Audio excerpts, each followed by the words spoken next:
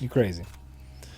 Loner Archon says, I've listened to the commentary track for Batman and Robin at least 30 times. Oh my God. And at a section, you mentioned when you think of Joel Schumacher, you think of his notoriety. Wait for it. What? That's the whole Wait for it? I don't know what that means. What's his notoriety? I don't know. Okay. Sorry, Loner Archon. I don't remember everything we said on the commentary either. Oh, wait, so here it we go. ties in with that. Sorry, he tipped again later. Oh. My question is there any other director with equivalent or greater notoriety as Joel Schumacher? Hold on. My question is there any other director with equivalent or greater notoriety as Joel Schumacher ruined the Batman franchise? What? Read that one more time. My question is there any other director? My question, is there any other director? Is there any other director with equivalent or greater notoriety as Joel Schumacher ruined the Batman franchise? Is there any other... So we're talking... Okay. Another director It's the like ruined Joel... the Batman franchise that's confusing it, because I don't think he means to say any other director in the Batman franchise that has the same notoriety. I think he means any other director that has an equal level of notoriety as Joel Schumacher has for ruining the Batman franchise. Sure. Okay. Right? I think that's where he's going. I think that's what that means. Is there another? No, Roman Polanski. That's the first thing I thought of. He's got some notoriety. But if he means notoriety in terms of a director that famously ruined a franchise, well, I mean George Lucas, of course. Who's the notorious director for hire who did X3? Oh, Brett Ratner. Yeah. Yeah, he kind of ruined the X-Men franchise. Well, if you don't know his name, he's not as... Yeah. If you just mean a director who has a notorious reputation and not related to ruining franchises, then yeah, Roman Polanski's at the top of the list. Followed shortly by Woody Allen. No, because Woody Allen is all like... There's allegations, but nothing. He's never gone to jail or anything. Another big one is Victor Salva, who did the Jeepers Creepers movies. You know what? I don't even want to talk about Victor Salva. Look him up if you're curious. He's a fucking monster, and he still makes movies, and it's sort of creepy. Oh, all right. But yeah, look into Victor Salva's past if you're not familiar. The fact that he's still getting movies made is sort of gross. Reverend Sinatra says, Polanski is innocent. You know that you can tell because I like his movies. Well, that's the tricky part is someone like Roman Polanski, where it's like, he has this past, but he's also a great filmmaker, and he's made some great movies. I love Rosemary's Baby. Sure, but that doesn't make him any less of a dickhead. Sure, but I mean, that's the thing is like, how can you watch a movie and block out the personal life of that person? Sure, yeah. I don't think I could ever watch The Cosby Show again. Not that I have much desire to watch The Cosby Show. Right. I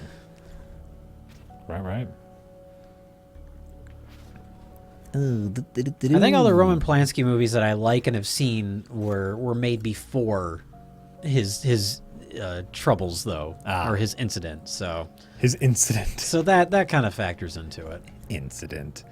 Jay, how adorable. Jay, you should do a commentary track on The Fly. Since the 30th anniversary of the film is this year. Oh my God, it is. Love The Fly. Watch The Fly every day. I watch it probably once every couple years. Okay, I watch it pretty regularly. That's pretty good. It's one of those ones that I always have on rotation. That's a good one.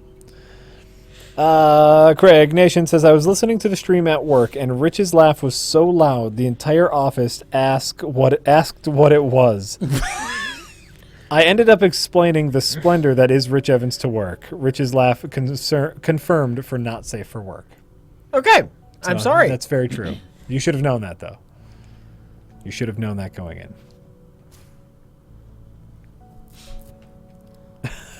Hey guys, speaking of the Revenge of the Sith review, will you ever release an HD version of the Plinkett Star Wars reviews? That would require going back in, and we've talked about this. Like, if it were to happen, it would be a very long-term project, because that would basically be re-editing the entire thing. Yeah. I mean, a lot of the footage is taken from DVDs, so you'd have to go through and and either replace all that footage yeah. with Blu-ray footage or HD remastered footage. It would be a very time-consuming process. So probably no. So it's not. I'm not going to say it's completely out of the question, but it would be a long. That coupled with the fact that project. they have a habit of being taken down. There's that's a factor. Jay, is it harder or easier re-editing something you've already edited? Is it harder because you have to like rematch exactly what you did before and you're not just free-flowing doing it? Or I would say that's well, it's so time-consuming because you have to find like the exact frames and get it exact. Well, and then there's no drive. Yeah, exactly. Part of the fun of editing is just creation. Right, Yeah. right. It feels like work as opposed to feels like, being creative. You guys looking forward to the new Shane Black Predator film? Yes, absolutely. I'm looking forward to The Nice Guys. Oh, yeah. That looks good. Yeah, that looks fun. oh shit. Yeah, it looks fun. Yeah, that Predator movie, I think Shane Black's directing it, but he's writing it along with Fred Decker, who I didn't think even worked at Hollywood anymore. He wrote, Shane Black and him wrote The Monster Squad together. The classic that I discovered last time we all rewatched it. The classic that never was. Isn't quite a classic, but I loved it as a kid. But that was Shane Black, and Fred Decker wrote that. And then Fred Decker directed RoboCop 3, and he was never heard from again. But I guess those guys are still friends or something, because he's pulling Fred Decker out of obscurity to write Predator with him. Well, shit, now he's got that Iron Man 3 money. Shane Black can do whatever he wants. And it's interesting because Shane Black is in the first Predator. He didn't write it. He's just in it as an actor briefly for some reason. He's one of the guys. Yeah, one of the guys at the beginning. Oh, that's funny. He's the one when they're on the plane or when they're on the helicopter that's telling the story about the joke about his wife's pussy. That's Shane Black. Really? Yeah. Oh, that's funny. That's great. Can I preemptively do something here? Of course. I mean, You guys are so wrong about Iron Man 3. I'm so sorry. Oh, the worst movie made. ever. Yep.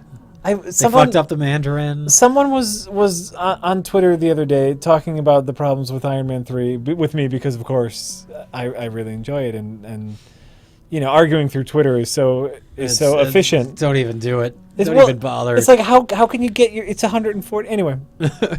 they made a mention that all of the suit swapping in Iron Man really.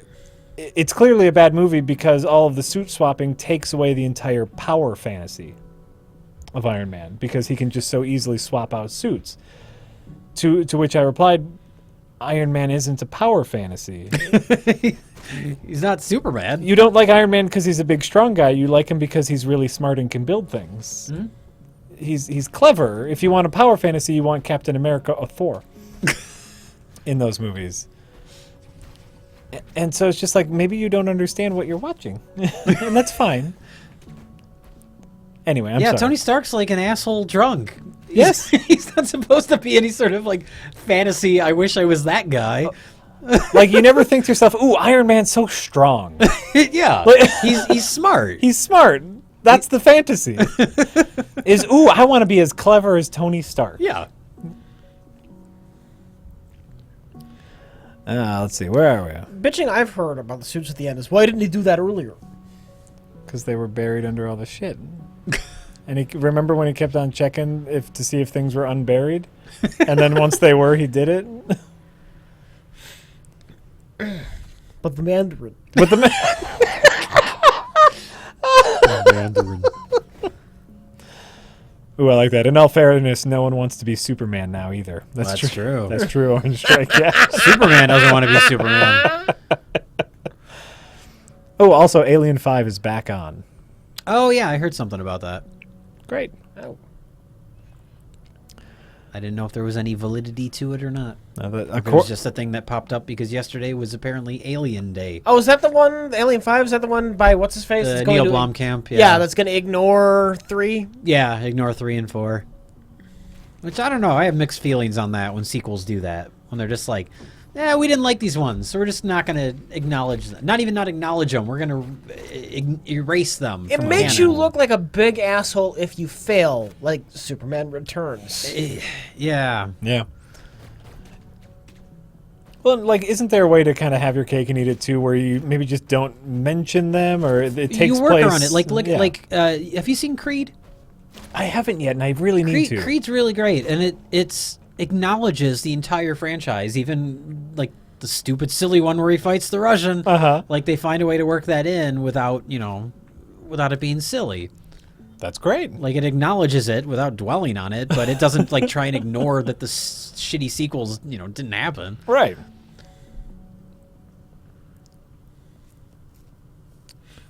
The Blue Blaze, we probably won't do that tonight, but we have played Enter the Gungeon on stream before.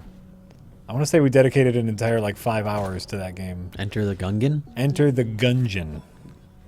The Gungeon. When are you going to play Enter the Gungeon? It's a Gungan. Gungan. Gungan. Gangun. Let's see here. Rich, as a fan of documentaries, have you seen The Hunting Ground? No. Do you know what The Hunting Ground is? I have not heard of that one. The title sounds familiar. Okay. Well, then watch The Hunting Ground. Okay. Shadow Elite 5 says, how much did Space Cop really cost? $12. Well, I mean, you saw that refrigerator full of hot dogs, right? So you can imagine that's sweet hot dog money. Those weren't donations. No, but how many packages of hot dogs were in that refrigerator? I have no idea. 15? Maybe 20. So that's like what? $12? $13? $12, $13 is what I'd say. Have you watched the series Comic Book Men on Netflix? Never heard of it. It's Kevin Smith's friends running a comic store, but he only intros and outros each episode. For some reason, it's super entertaining and relatable. I think I saw one episode of it, and I was like, all these people are boring, and so I didn't watch anymore. Yeah, that doesn't sound and it felt like, I know reality TV, like it's all staged, but it felt more stagey than most. So like Pawn Stars. That's what it is. It's Pawn Stars. Well, it's part of it's Pawn Stars because people come into the comic book store and they're like, "How much would you buy this item for?" God. I can't stand Pawn Stars. It's so fake. I've never watched it, but only parts of the show are like that. Then the other parts are like the wacky adventures that the comic book store employees get into. Oh man, it all just felt very stagey, and the people were boring. So. Pawn Stars is all, you just happened to come into our store with this historically interesting thing right when we just happened to be filming. Now I'm going to pretend to haggle with you about it. Oh. And if it's something really nice that you don't really want to part with in real life, you're going to turn our offer down because this is all staged bullshit. Yeah, I mean, all reality TV. Let's be real. Pawn Stars, hire somebody who can fucking act. You're going to do that shit. That's the whole point of reality TV is you don't have to hire actors. Yeah. All reality TV is 100% fake. Pawn Stars that was so scripted, it hurts the product. Oh. People don't care. People love watch Pawn that Stars. show. I've never seen it. They love it, Rich. Jack Rich, when is the next board game stream? It has been a very long time. Jay, keep being awesome. I don't know, when's the next $70 donation?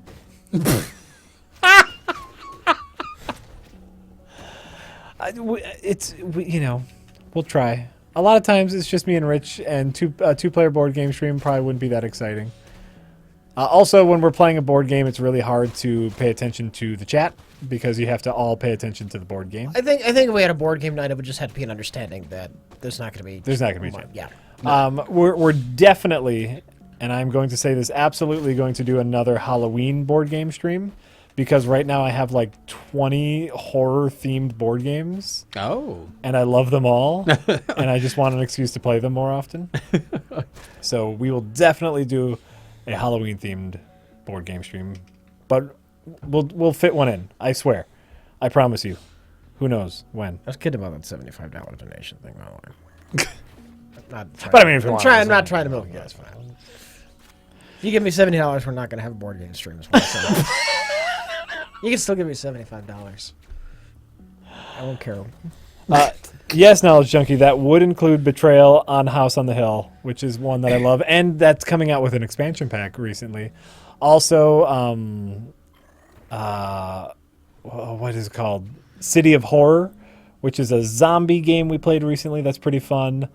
Mysterium, which is a spooky ghost investigating board game that's... I don't know if it would work well as a stream, but I just think it's the most interesting board game I've played in a long time. And Marvel Legendary, because it's a great game. Even though it's not a horror. That's not a horror. It's not a horror, but it could be. I guess. We could we'll get all the horror-themed guys. And, great. Okay, let's see here. Hey, guys, how do you feel about the sudden death of international music superstar Papa Wemby on stage in the Ivory Coast? This is the first I've heard of it. Or him, in my case. I don't know who Papa Wemby? No idea. Loner Archon is saying, I'm sorry for my confusing question, but you all answered the question and gave more than what I asked for, especially Jay. So more money for you. Again, I'm sorry. I apologize if you looked up Victor Salva. Oh. Let's see here. Thrombus the Gorlock says, just wanted to say that I'm a lifelong Iron Man fan, and I could not give less of a shit about the Mandarin twist. He's not Tony Stark's Joker. Iron Man is not and has never been about the villains. Well, there you go. There you go. Yeah, I think that's fair. I think that's a Marvel thing in general. Marvel has very interesting heroes and not necessarily... We talked about this a little bit ago. They don't have the greatest rogues gallery. Marvel? All they got is Loki. I disagree with that, but whatever. In the movies, all they got that's charismatic and interesting is Loki. Well, that's just Tom Hiddleston. He's just... Well, exactly. But that's all they got as far as memorable villains. Yep. That's why he comes back for every single movie. He's even a robot in Ultron.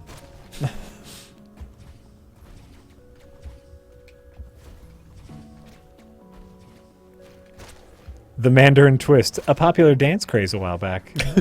I like that. Hey-oh. Oh, I thought that was a fine joke, Rich. Well, I said hey-oh.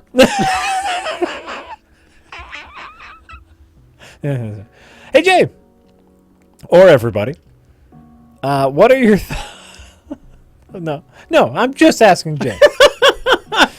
No, what are your thoughts on... You're not asking me either. You don't see me getting upset.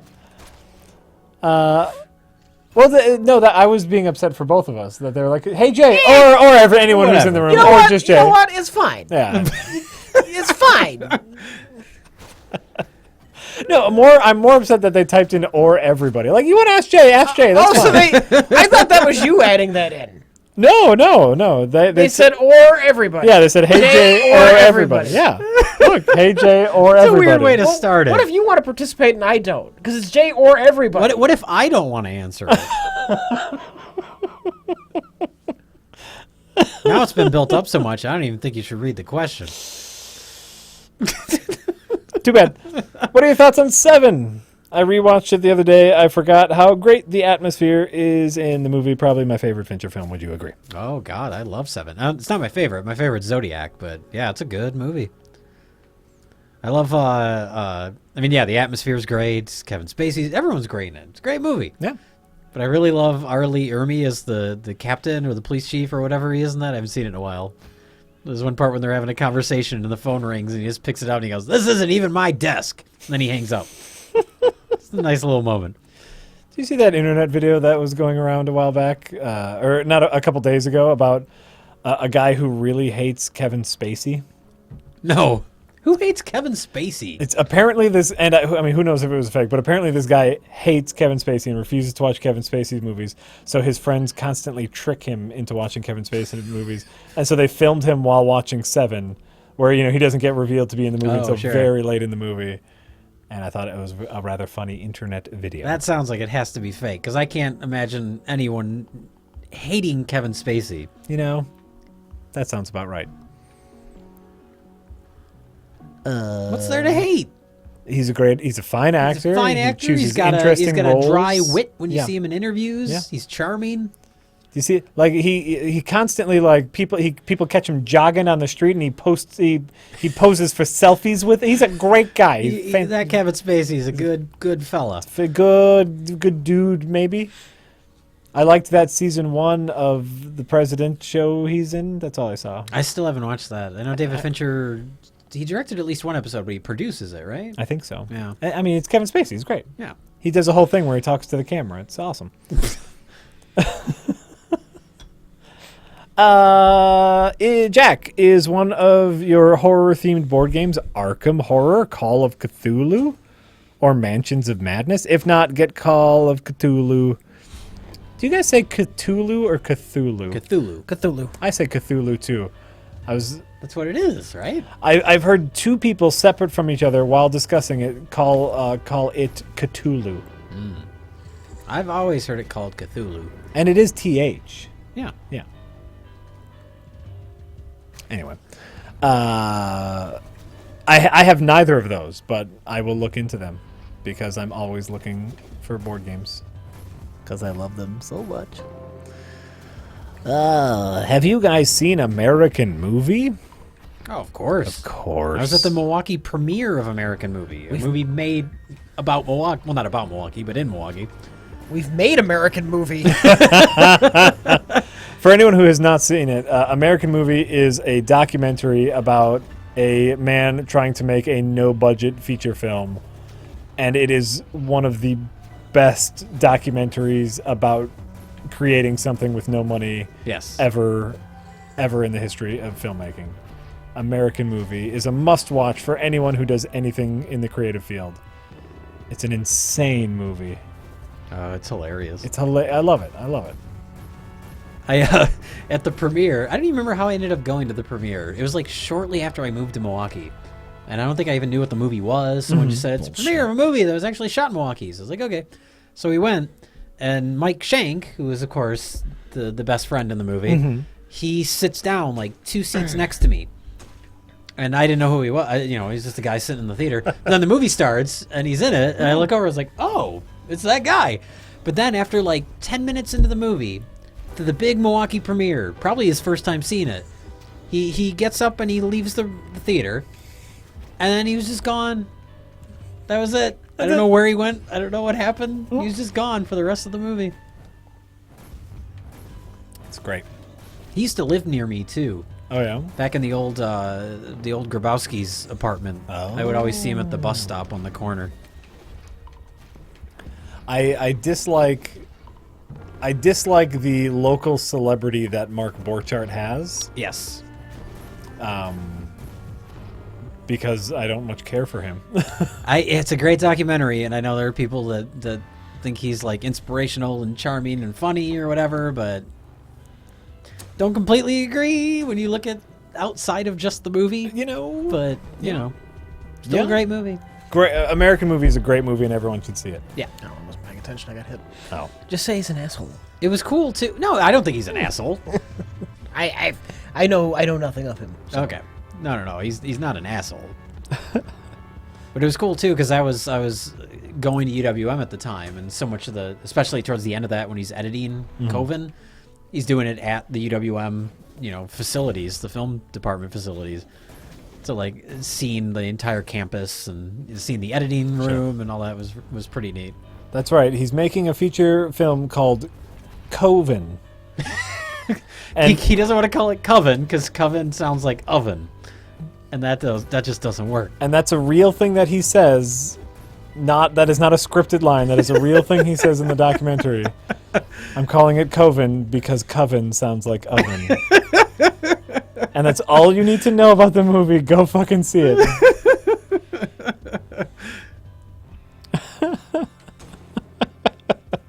Oh, I need to rewatch that movie. You know what? It is inspiring. That movie is inspiring because even that guy can make a movie. is great. Even that guy can make that movie. Well, he made it. He made it. He's been making a follow-up movie for like 12 years now. Oh, has he been? Something like that, yeah. Jesus. Well, the whole thing was he was making Coven to sell and use the money from that to make Northwestern, which was the movie he really wanted to make. That's right. And then his Uncle Bill died and gave him, an inheritance, and that money was supposed to go towards Northwestern. Right. Northwestern's never been made. But he was going to make another thing called Scare Me, and that's just never been finished for like 12, 13 years, something like that. Oh. So, I don't know. Yeah. But he made Coven, and we got a great documentary out of it. The greatest. All right. The greatest. Hey, guys. What? How did Space Cop do compared to Feeding Frenzy? Also, will you do an Independence Day commentary for the sequel this summer? Well, Space Cop does stuff in space with the space gun, and Feeding Frenzy, as far as I know, does stuff like mostly on Earth. This is true. So that's what they do differently from that's each what they other. do different. If you were to compare the things they do. Do you have the next commentary track in mind? We talked about some things, but nothing's set in stone. So, Okay. So we shall see. Great. Oh, nice hint. Wink, wink. I get it. See, now you tipped the hand too much, Rich. Now, I know. Now they know it's know. going to be Now You See Me starring Jesse Eisenberg. Because I said we'll see. That movie's getting a sequel. That like magician heist movie, Now You See Me, with Jesse Eisenberg. That is getting a sequel, yeah. Was the first one a big hit? I don't know anyone that's seen it or Nope. ever talked about it ever. Nope. Somebody at the studio liked it. I guess. They liked it a whole lot. Hey guys, could I intern with RLM? Nope. I want to learn about filmmaking. I have experience with editing, but none of the rest of the filmmaking process. Well, fuck, man, go make a movie. Go make stuff. Shit, dog. Don't post it online, but make it. You don't need to intern to make a movie. Never post your first thing online. No, never. Maybe your first 10 things don't post online. Yeah. Mm-hmm. Even if you think they're pretty good, just hold on to them. Just hold off. Hold on to them. No, man, just go make a movie. You don't need an intern. You don't need to work for nobody. Just go make some shit. It's great.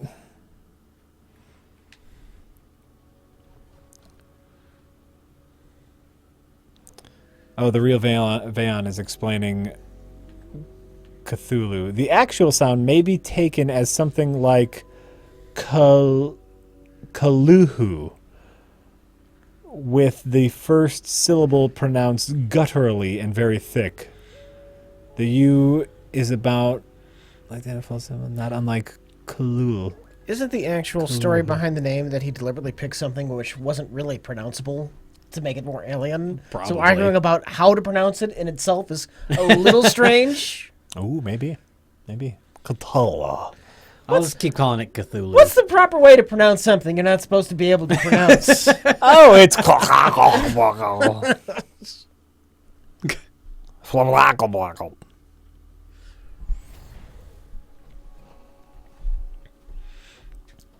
Oh, okay, yeah, and he said it's supposed to be like the H is supposed to be like guttural thickness, like you said, like unpronounceable, like Yeah. But everyone pronounces it like we do, so don't feel bad. Yeah. Thanks, Van.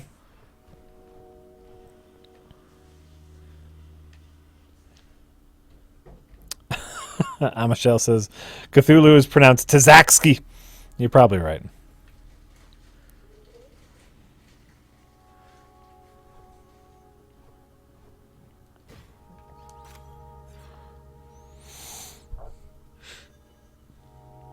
It was just weird. I guess what was even weirder about two people separately calling it Cthulhu was the fact that I was having a conversation about Cthulhu with two separate people. It just came up randomly twice. Oh, people dig Cthulhu. My God. Rich, don't fake it. You don't need to fake enthusiasm. This is just what's happening. Have you guys seen the film Ice Pirates starring Robert Ulrich? Loved it when I was a kid, and strangely, I don't remember a thing that happens in it anymore. Yeah, I've actually never seen it. I think we have like 3 copies here. They're saying total best of the worst material. I'm sure it is. In I've heard Ice things. Pirates. Who's Robert Ulrich? Who's what? Robert Ulrich. He's the guy that's in Ice Pirates. Oh, okay. That guy. What would I know him from? I don't know. You don't know who he Is is? he related to Lars Ulrich? Oh. You should know him from Ice Pirates. I've never seen Ice I'm Pirates. gonna look him up because I probably know him from something. The name sounds familiar, but I can't picture it. Is that someone from Ice Pirates? They're saying, have you guys seen the film Ice Pirates starring Robert Ulrich? Okay, I will look it up. Ulrich or Ulrich. Ooh, Ice Pirates also has a young Ron Perlman. Oh, Robert Urich. Oh yeah, Robert Urich. He was like a TV guy. Spencer for Hire. That was his big show. Yeah. That's right. I don't know what it is. A little before my time, but I vaguely remember it. I remember Spencer for Hire. You're an old man. Not before my time, but when I was very little. I was not really paying attention to TV yet. Oh, well, see, also Anonymous spelt it with an L, Ulrich, Okay. and it is Urich. Urich. Robert Urich Yeah. sounds way more familiar. Yeah. Yeah. Oh, yeah. You betcha. Hey there. Oh, man, Fargo. Oh, Fargo, you're hilarious. I want to rewatch the movie. I was thinking about it the other day. I haven't seen it in a while. We just rewatched it because, the TV show. It's a perfect movie. Yes. That's one I would put on the list of completely perfect movies. Absolutely. Absolutely. And it's so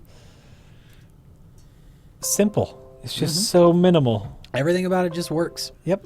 It's great. Fargo is a perfect movie. Hey, guys. What? You ever think about playing Civ 5 together on stream or with the community? Never. I refuse to be a part of any community. We've never thought about it. Probably not necessarily our type of game. I think that could be fun, like playing a Civilization game. It might be my type of game. Where you build up, have Gandhi crush. You crush speak for Lincoln. yourself, Jack. Huh? You speak only for yourself. It might be. My Oh, I was saying it might not work for the stream. Okay, well that's different. But it could be fun, if. I guess it could be. Anyway, anything's possible. Also, do you guys go to Brewer games at all to tailgate? If I bring the Spotted Cow, will you show up? I'm a White Sox fan, but I've gone to a few Brewers games with Karen just because they're a baseball team in town. Uh-huh. And it's a good stadium. Yeah. That was a eh. Yeah. It's got the dome, Rich. It's the thing you go and you sit and you watch a baseball game. What do you want? The dome's all broken, though. It leaks. Is it broken? It leaks. Oh, really? Yeah. I hadn't heard that. They have to, the people who work there have to, stand with buckets when it rains. Oh, Jesus. It's a horrible mess. Oh. Yeah.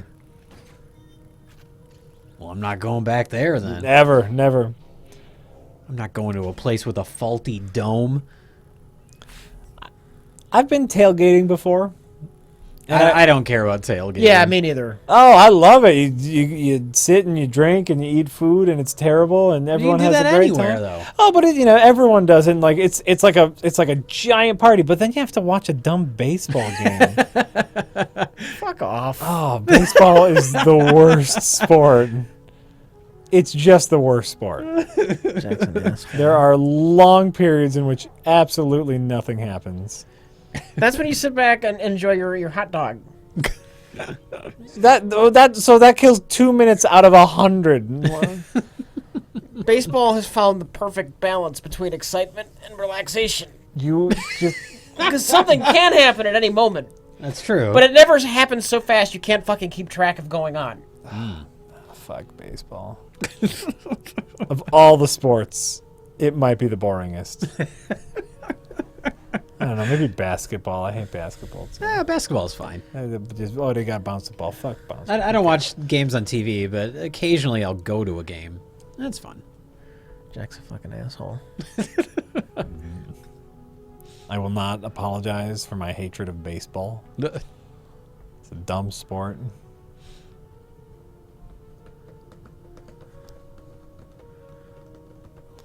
But you go to the thing and you drink in the morning. You drink in the morning and Chad has a good point. They're saying golf. Oh yeah. Oh yeah, golf's pretty boring. I don't even consider that a sport though. Like that's golf is more of like a leisure activity. It takes skill though. Of course. Oh yeah, of course it does. But I saw someone mention fishing as a sport. I'm like, sure, fishing is technically a sport, but that I also consider a leisure activity. Yeah, that definitely more so than golf. And it's like anytime I've been golfing, never has it been like about the actual. You just walk. You hit a ball and then you walk. Yep. And then you hit a ball and walk. I used to golf regularly. Which is a weird thing to say because I'm not that old. Mini golf is better. Mini golf is great. Because there's obstacles. And windmills. There's windmills. Mm-hmm. There's waterfalls. Windmills make everything better, and everyone knows that. Yes. Absolutely. You know what, Jay? Absolutely. I used to know of a mini golf place down in Chicago. Indoor mini golf place. Trippy place. It's like black lights and whatnot. But during Halloween, they would have they would hire people to dress up like as zombies just to walk around the course. Oh, nice. That's fun. Oh, that is fun. So I guess the moral of the story, boobity bibbity bobbity, is boobity bobbity, is you probably won't see us tailgating, but if you see us out, you can buy Jay or I a beer because we drink beer. Don't buy Rich a beer. As he just won't know what. He'll know what to do with it. He just won't. He knows what it is. He just won't do anything with it. It'll be wasting your money. It'll buy him a beer and then he'll give it back to you. So I guess you'll have 2 beers and that might be good. But Loner Archon says I looked up Victor Salva. Oh, he's a creep. I now think Shoemaker isn't that bad. Yep. Also, I kind of want my money back, but whatever. Listen, Jay said, look them up at your own peril. I just realized that's part of one of those giant skulls. Oh yeah, this game is beautiful, just beautiful looking.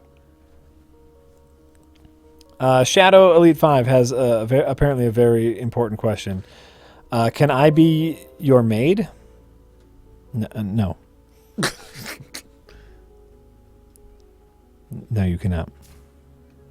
I'm sorry to answer for everyone, but... Yeah, no, that's right. Okay, great. Do you want money? I mean, no matter what, the answer is no, I think. Maid. Have to clean up. Okay, well, Shadow Rich is apparently open to this. You can reach Rich at his new Twitter handle, at I want that juicy sheshmish. Oh, I messed it up. I know, my tongue stopped working. Occasionally someone will tweet at us, and it won't just be like at Red Letter Media. They'll tweet like at Red Letter Media, at J Bauman, like you are attached to sometimes. And there is an at Rich Evans on Twitter, and occasionally that gets attached, and it's just some random guy. And it happens frequently enough where he's probably like, what the fuck, again? Because he has nothing to do with any of this. These weird-ass tweets. Is it a it is it a fake me, though? No, it's just some guy that has the name Rich Evans. So his Twitter profile is not that Rich Evans. I don't know if people just they just add at Rich Evans not knowing who it is and sure. think that maybe it'll be Rich's Twitter. Should we just, because I'm not going to do it. I'm certainly not going to fucking do it. Should we just make a Rich Evans Twitter account? For what purpose, though? Just tweet out stupid things I say every now and then. Well, then you make the Rich Evans Twitter account. I don't have any interest in doing this. Well, then it's not happening. Then it's not happening. I barely use my Twitter. You think I'm going to use yours?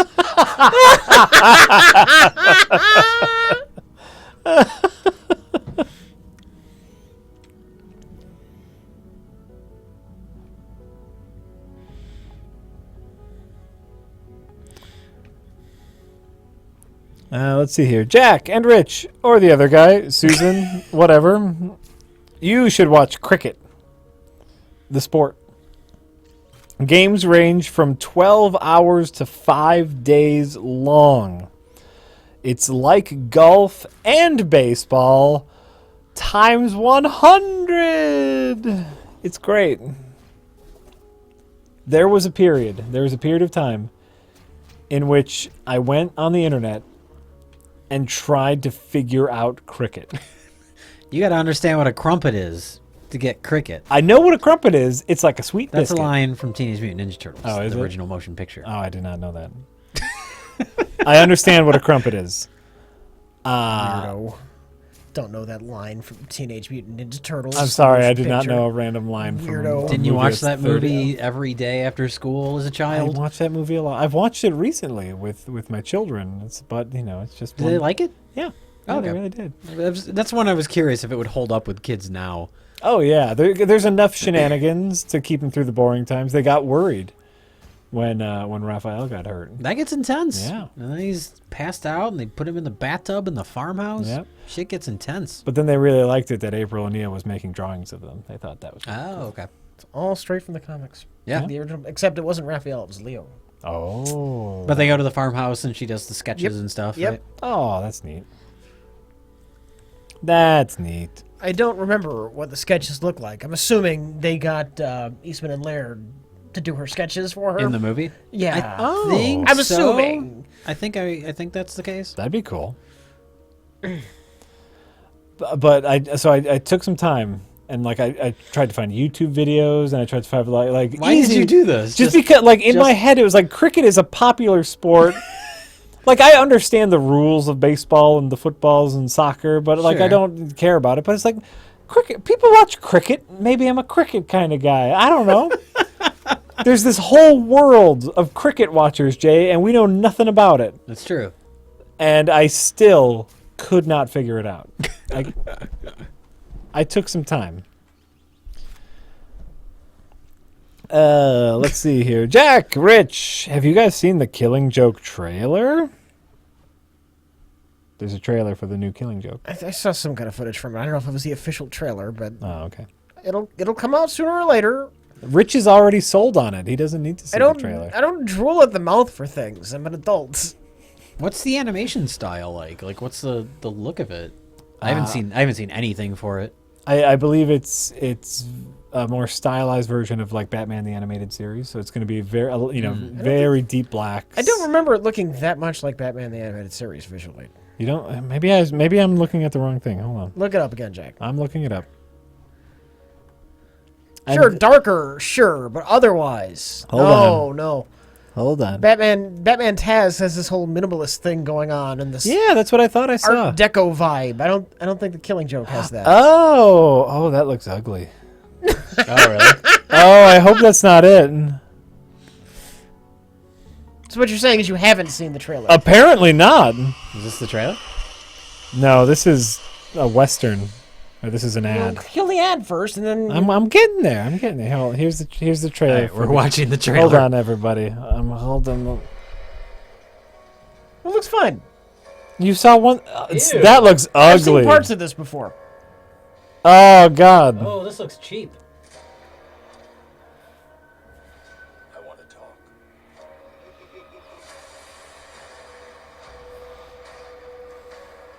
I've been thinking about you and about how this is going to end.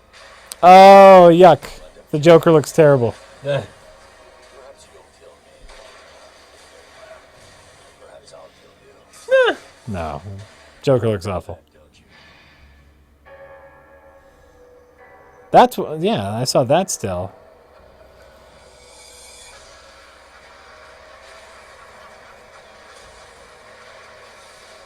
You know what? I think it looks fine.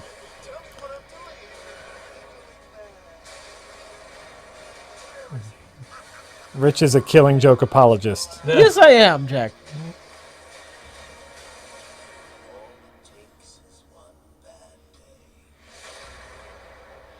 I think it looks ugly. It looks ugly, and it looks like, considering the dark subject matter of that story, it looks too much like a kid's cartoon. Like a cheap kid's Like cartoon. a cheap, yeah. Like the animation looks cheap. The movement and stuff looks cheap. Rich really likes the Killing Joke story, and so he's going to apologize for ugly I think they're animation. trying to keep it to look like the comic book looked. Here's the thing, though: you get Mark Hamill and you get Kevin Conroy. You just do something else and you listen to it like a radio play. There you go.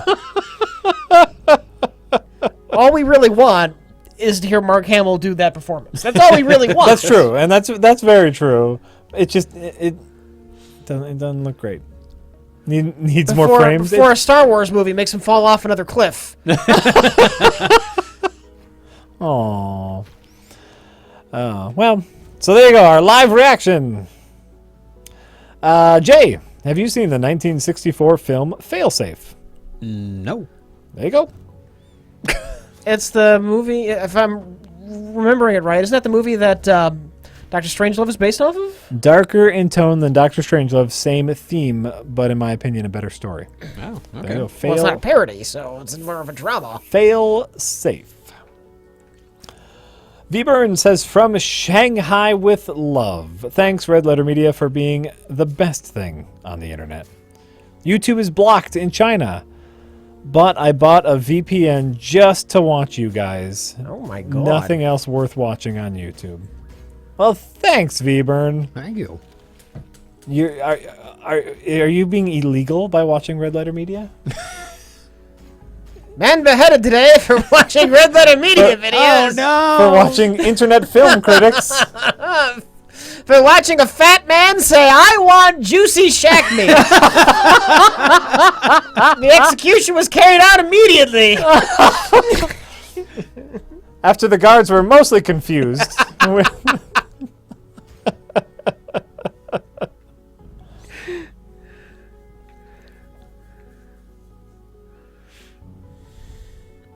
Yes, thank you, Frosty Snooze. The Killing Joke looks like a Newgrounds movie. Yes. It looks like one of those, like, how it should have ended cartoon parodies. The animation looks adequate. I only care about the voiceovers. I know. All I care about. I hear you, and I understand. It looks like Batman and the Joker.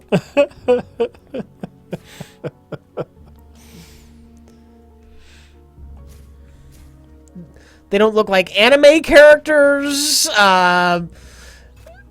Like weird bubbles are appearing over their head. Like, what are they doing? Like Teen Titans, they make goofy. Cute. They make the goofy faces. Yeah, it's fun. They do the goofs. It's fun when they do that. They're not doing when that. all of a sudden they get the big head when they're screaming. Oh, that's neat. You know what? That's some style. That's some style. If you guys do Sunless Sea and do your funny voices, can Sonny Bonds please be the captain of the boat? I know Rich thinks it makes him a terrible person, but those things are things we do for art. Look, it would have to be thematically appropriate. Sonny Bonds works because Sonny Bonds is a fascist cop. It works for the character. Right. Absolutely. But yeah, I've heard good things about Sunless Sea, and it's on our list of things to play. We chose this tonight just because we knew Jay was going to be here, and this is a nice thing to play while we can gibber. Sunless Sea, I think, would take a little more concentration.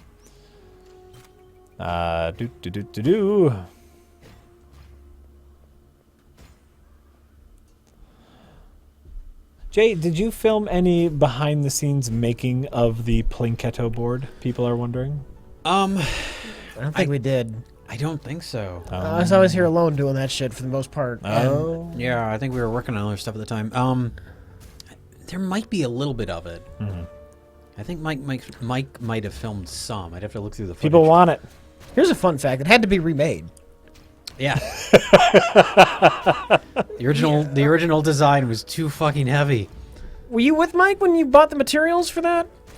Or was it who bought the original materials? Yeah, we went and bought the materials, and I think we just weren't thinking about when they were all assembled how heavy it would all get. Because they bought, instead of buying like one sheet of 4x8 plywood, Mike and Jay bought 4x4 extremely heavy wooden chunks. I think there was a reason for that, and I don't remember what They it was. seem pretty smooth, and I'm assuming that was your reasoning. I don't think it was that. No? I don't remember. There was a reason we wanted 4 sections, but I could not tell you what it was. Why would you ever want something like that in 4 sections? You have to I make it don't into know. a smooth surface. I don't remember. I don't remember what our logic was. And so these things were heavy to begin with. And so I just had to start slapping wood on the back to reinforce it all.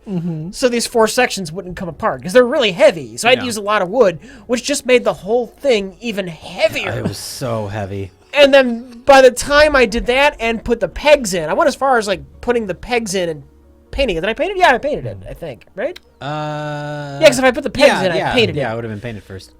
And then when me and Jay, we went to lift to put it up on the stand I built for it, we couldn't get it up on the stand. It was too heavy. It was too heavy to lift up. I mean, we could lift it, like, off the ground, but to lift it up and, at the right angle and lift it onto the stand, it wasn't happening. And this poor stand I made, like, I didn't think it was going to take the weight. And, we got, Mike, what do you think? We got to get rid of this. We got to do something. Mike's like, it'll be fine. And we all try. We still can't get it up there. Yeah. The stand was still able to be reused, which that was the more complex piece. The actual front of the board is not that complicated. Now, yeah. The stand is great, though. Thank you.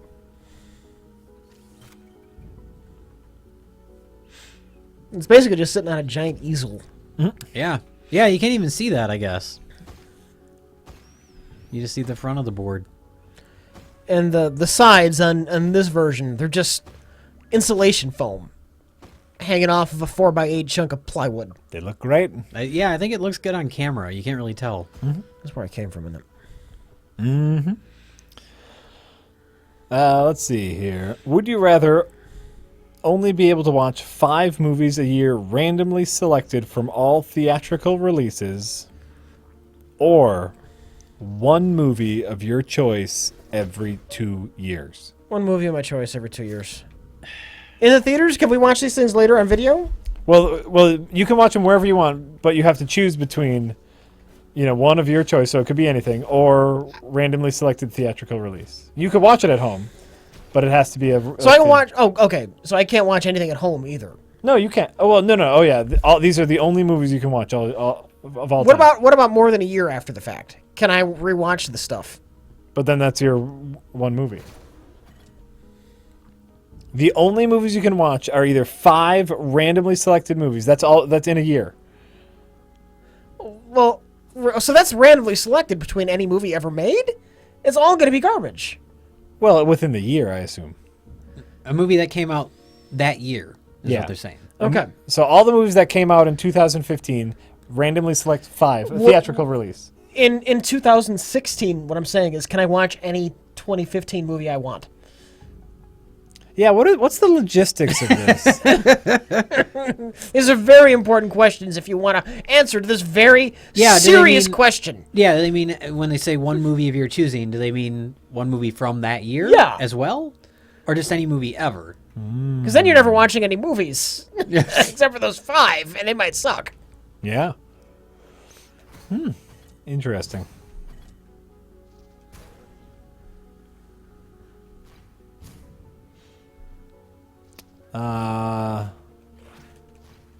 Nico Cola, my boys call me dad. Nico Cola Well, that makes sense. had a list of questions of things. They call me dad. Mostly because I'm their dad. But Jay, what are your thoughts on raising film funds through crowdfunding sourcing sites? Do you feel these sites are fair to both filmmakers and the people who invest? It depends on the campaign. Sometimes it might be somebody who legitimately needs fun. Not even just films, but any Kickstarter type thing. Yeah. Might need funds, legitimately need funds to do what they want to do, or sometimes it's just somebody who has the money and they're just trying to milk as much as they can. Yeah, it's been abused so much, and like everybody does a Kickstarter for everything, and it's kind of devalued it. I don't know. I have really mixed feelings about the whole thing. I think on the one hand, if you're having so much trouble raising funds for your project that you have to resort to Kickstarter, then maybe there's not enough interest in the project to make it in the first place. I think that's a factor a lot of times. Could be. Yeah, I don't know. It's complicated, and I've seen some stuff funded on Kickstarter that turned out really great. But then you just see so many people abusing it too. Mm-hmm. Yeah, and it's... This was a Kickstarter, I think. Oh, yeah? I think so. Well, a lot of games are going that Yeah, way. well, I don't know much about, because I know you follow video game Kickstarter type stuff. I don't really follow these things. I hear about them. Sure, but Jack does. I do a lot. Oh, yeah, Jack, yeah. I don't know anything about like video game stuff on Kickstarter. But. It's pretty much the same, and you do have to be really cautious about your wording, because a lot of people do say they invest in Kickstarters, and invest is not a wholly accurate word, because investment usually means you don't some see sort anything aside from whatever the perks are, right? Exactly. Well, investment means like you have like a stake in something, you own something, and that's not exactly what's happening here. No. But kind of like an investment. It's not at all what's happening. Well, but kind of like investing, your investment could fail. And so it's like a mixture between a pre-order and an investment, where you are pre-ordering something, but that pre-order isn't guaranteed to come through. Sure. Or if it does come through, it might not be the thing promised. And so in that way, it is kind of like investing, but you in no way have any stake or ownership in this thing. Yeah. I know that was a huge thing when the Oculus Rift sold to Facebook, because that was a kickstarted, virtual reality helmet. Yeah. And then all the Kickstarter backers started freaking out, like, hey, we gave you money for this, and now you're selling it? Of course they are. They can do what they want. You gave them the money, sucker. Yeah. They can do what they want. And it works really well in some situations and not so well in other Here's my question for that. Were they... people who donated to that Kickstarter, I'm assuming they were getting an Oculus. Yeah. Through the Kickstarter. Were they still getting their Oculus? Yes, exactly. Then shut the fuck up. Exactly. They got what they were promised. But this is what I'm saying is you have to be really careful about using that investing word, because you don't own an Oculus. You're going to get the thing you paid for. Actually, I'm curious about something. Yeah. Would Facebook have been legally obligated to give it to them? Facebook wouldn't have, but the Oculus people still would have been. Yeah. Yeah. Yeah. What is the legality of that? Of the? I'm sure there's some sort of. I've never started a Kickstarter, but I can only assume there's some sort of legalese when you create a Kickstarter that you, in full faith, intend to live up to your end of the bargain or whatnot. What's the difference between, all right, I'm going to start a Kickstarter to make this game. Okay. They make the game, then they don't give you the game. Yeah. As opposed to, I'm going to start this Kickstarter to make the game, and then they just don't make the game. In either case, you don't get the game. Wait, I'm sorry. What? Say you that just again. said the same thing twice. You start a Kickstarter to make a game. Yeah. All right. One option, one way this goes is they actually make the game. They do make the game. Mm-hmm. Then for just whatever stupid reason, they say, you know what? I'm not going to give you that game. You're gonna have to pay full price again, and they just don't give you the game from the Kickstarter donation. That's one thing that happens. Yeah. Or you give the people the Kickstarter money, right, to make the game, and then they just don't make the game at all. Well, and that has happened a couple times, and people who have been thought to cheat the system by, like, say, not making the game at all, they've been sued and had Kickstarter has gone after them for the money to return to. Because you could make the argument that the person who donated to the Kickstarter and didn't get anything because they didn't make the game, why don't they get anything? I don't know. What? I'm not making any sense. You're No, not I'm not making following any you. sense.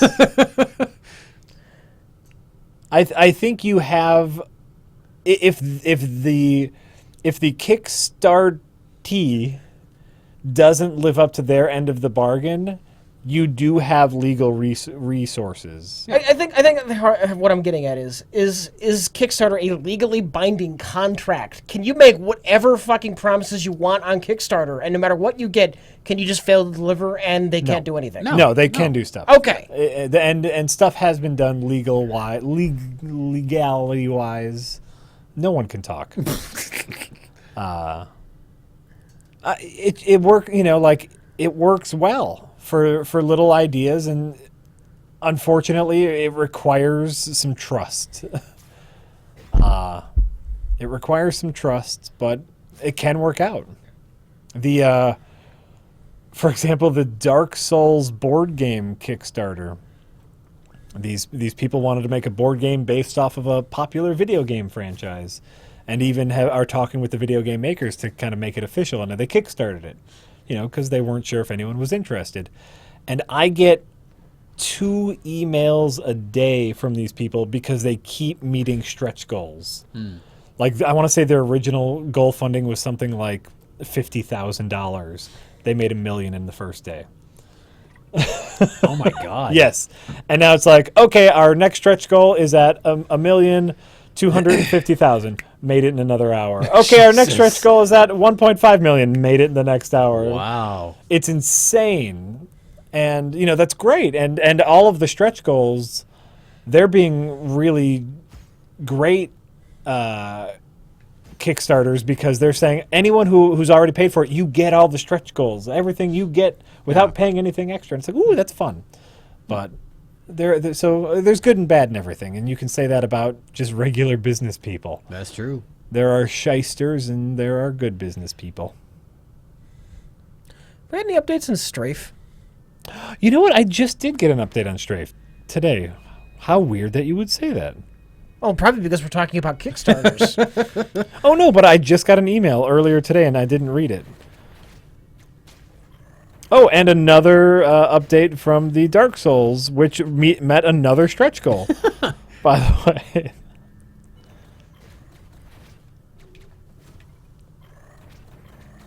Yes, here's an update by Strafe just this evening. Let's see what happened to Strafe.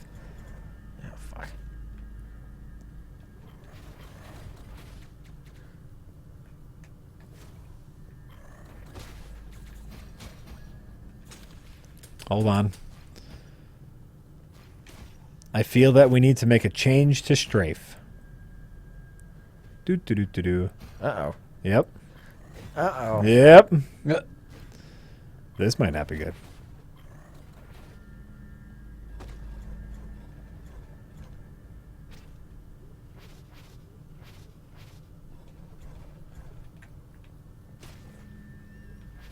I have no... This is way too long.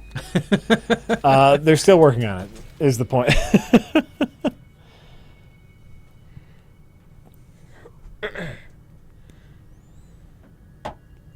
Jack, I remember you saying Mad Max Fury Road didn't look good ahead of its release.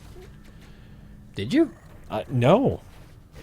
You're remembering incorrectly. Someone on the internet said that you said that, which means it's true, Jack. Yeah, no. Fury Road was one of the few times I got hyped about something. Yeah? Yeah. I don't think I had any feelings about it before it came out, and it's a great movie. I don't remember saying anything negative about it. No. I don't remember you saying anything negative about it. And we would have talked about it, probably. So. I mean, that's not to say that that didn't happen, but Right. I don't remember it. So, I like Fury Road. I like it a lot. It's a fine movie. Did you like it enough? You know what? I haven't liked it enough to see it again, and I really want to watch it again. It upsets me that I have not seen it since the theaters. I will tell you that. You haven't seen it since the theaters? I have not seen it since the theaters. It's worth a rewatch. Oh, wrong. Jack, the Strafe update is basically that they are shortening... Wait, don't go away. Don't go away. Explain it to me in short term. They are shortening a run of the game from 2 hours to 1 hour because it flows better that way. Pretty much the same amount of content, purely a design choice. Oh, great.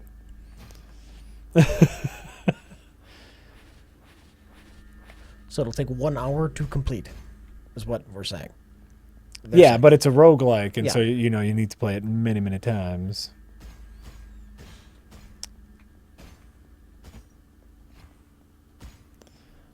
I literally just listened to the podcast where Jack said Fury Road looked meh, like 30 minutes before this stream started. What podcast? What podcast? Do they mean there's a prereq stream? It could be a prereq. I might have said meh. Like, well, if you said it looks meh, that means you think it looks terrible. That's what that means, Jack. Maybe. And by the way, you can think a trailer looks meh, and you can see the movie and be like, "Oh, I was wrong." Also, meh means nothing. Meh means not good, not bad, just meh. Maybe you don't know what meh means, and that's a Simpsons reference. Maybe it's a regional thing. Maybe meh means something different in different areas. Oh, sure, that could be it. Meh mean in some places it means man that sucks. Meh is the perfect word. I love meh. Doesn't it? Meh. Meh. Like I have no strong feelings in any direction. That's what meh means. You're right. I said I hate the movie. You're right. You're right. You guys are right. You know what's up. You should be ashamed. I should be. I hate it. And you know what? I hated it when it came out too. It sucked. Oh man, that was such a bad movie. Unbelievable is what it was. That was my real problem with it. Just how could he survive in the front of the car for so long? He'd have to be breathing in sand for. Oh no, just unrealistic. That's what I hated the most about Mad Max Fury Road.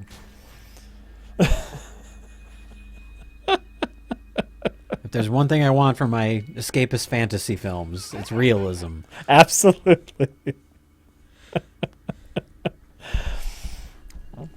Gobbledygook says, "Yay, Jay! Ever have to watch a film for school? And we're glad you did."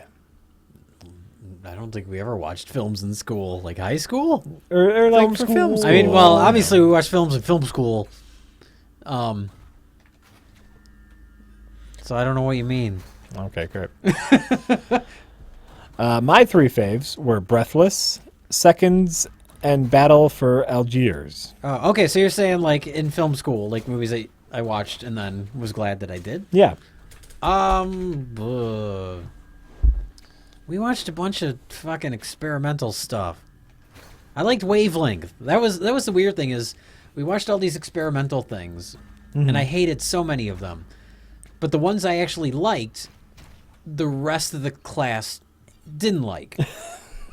almost every time. That's so Jay. And the one I remember, and it's not like intentional. Like I'm not trying to be, a contrarian or whatever, but it just happened to work out that way. Like Wavelength was one, which is how long is that movie? Like 50 minutes or something. Okay. And it starts on one side of a room. It's one shot, and just very slowly zooms across the room.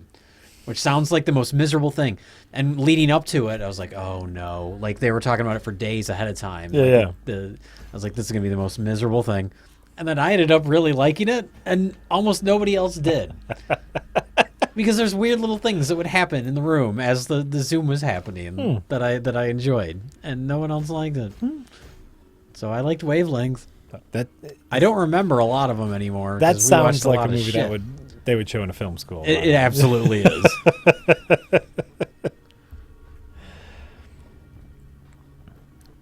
Anonymous would like to know if you would ever kickstart one of your projects. Probably not. Very, very unlikely. Rich, would you ever kickstart a project? No. Great. I wouldn't have a project. I'm too fucking lazy. Oh, there you go. There you go. Let's see here. Anonymous says, I notified the Shanghai People's Army Armed Police of the counter-revolutionary using the VPN. Thanks, prereq. With the reward money, I can finally escape the iPhone factory. Oh, it's true. Slave labor. Anonymous says, all this time, I haven't been working on my next book. I've eaten the most secret spinach and tuna meals. The most secret. Anybody get anybody? Hey, they can say what they want. Great. You're right. You're right. You tip us. You say what you want. Apparently. There's no prerequisite that it needs to make sense. That's true. You're right. You're absolutely right. There's no prereq. Oh. Meta.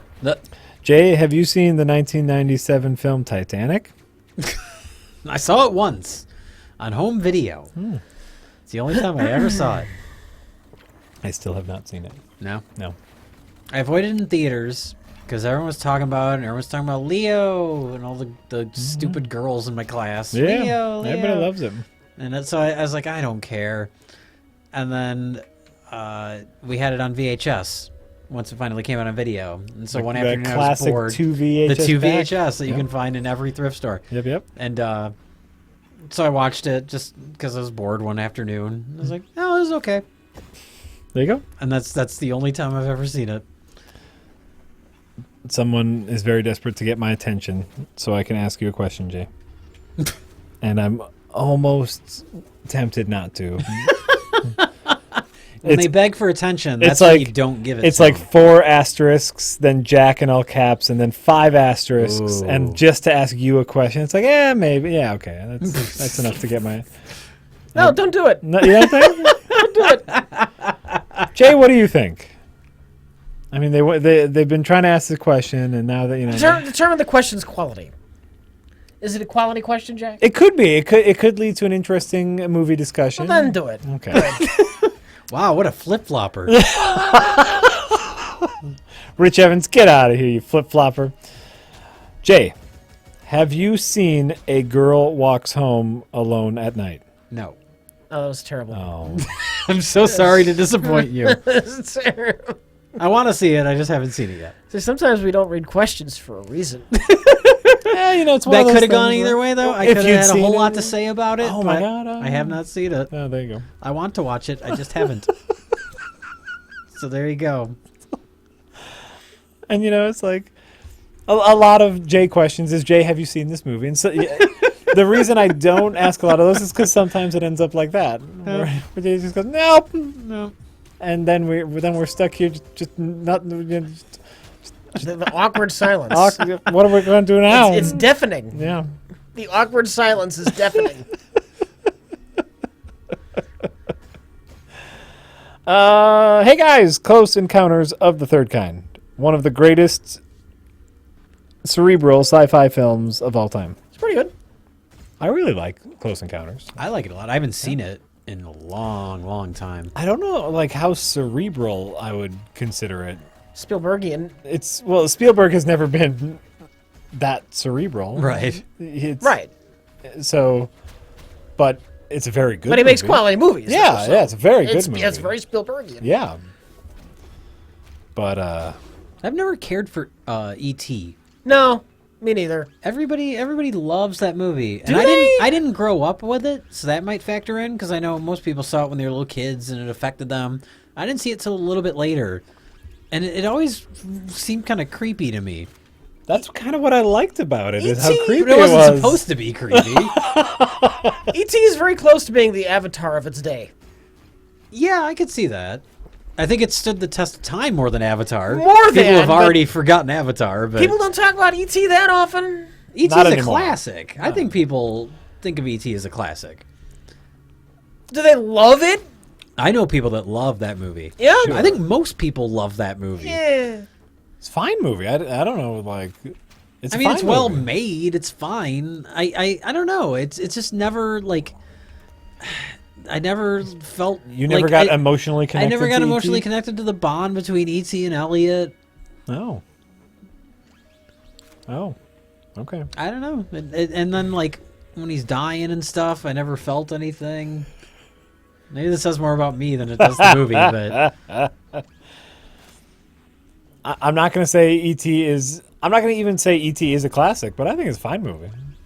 it's okay. But I never connected with me the way it seems to with a lot of people. No. But I think that does have a lot to do with what age you see it. Probably. You see that as a kid, you get a creepy, weird alien friend. That is your life. I think the fact that the story is so simple is a problem for me too. Where it's like, Sure. kid finds alien, government wants alien. Yeah. They gotta get the alien home. Yeah, and but then it's a the kid's ends. movie. I know. But it's really simple. Yeah, absolutely. Is it a contradiction that Avatar is best remembered for how unremembered it is? It's a beautiful contradiction. How about that? Okay.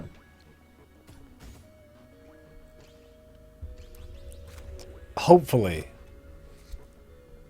if everything is right in the world, that's the only thing it will be remembered for. Oh, it'll be remembered for the 4 awful sequels. The four flops. That would be kind of hilarious because I think he's shooting them all at once, right? Like, I think he's shooting them all like back to back. Because it's 4 of them, right? 3 or 4. Yeah. Mm-hmm. The first one just completely And the first one just bombs. bombs. We spent all this time, all glorious? this money, and then it just flops. Oh, that'd be great. It's like, fuck, we got 3 more That'd of these. be great. Can we re-edit them into one? No, we can't re-edit them into one. Shit. What if the first sequel's great? What if he's got some grand idea that improves on the original? And Then it's a good Avatar movie? will suddenly be memorable. But I see no reason to believe that will happen. Yeah, I mean, you never know. Mm-hmm. Because that kind of happened with the Matrix sequels, where it's like the second movie comes out, and people are like, oh. And then the third one comes out, and they're like, well, I guess I got to get it over with. Like, nobody was excited for that third movie. I didn't even feel a need to see the third one. I don't remember why I saw it, but it wasn't because I wanted to go see it. No, Yeah, exactly. I saw it just kind of like, well, I guess. You see it to finish it. Yeah. I'll finish it. All right. Yeah. Oh, those Matrix sequels. I might not. I don't remember if I even saw that in the theater, the third one, actually. I'm trying to remember. I can't remember where I saw it. Yep. Yeah, I only saw it the one time in the theater. Sure.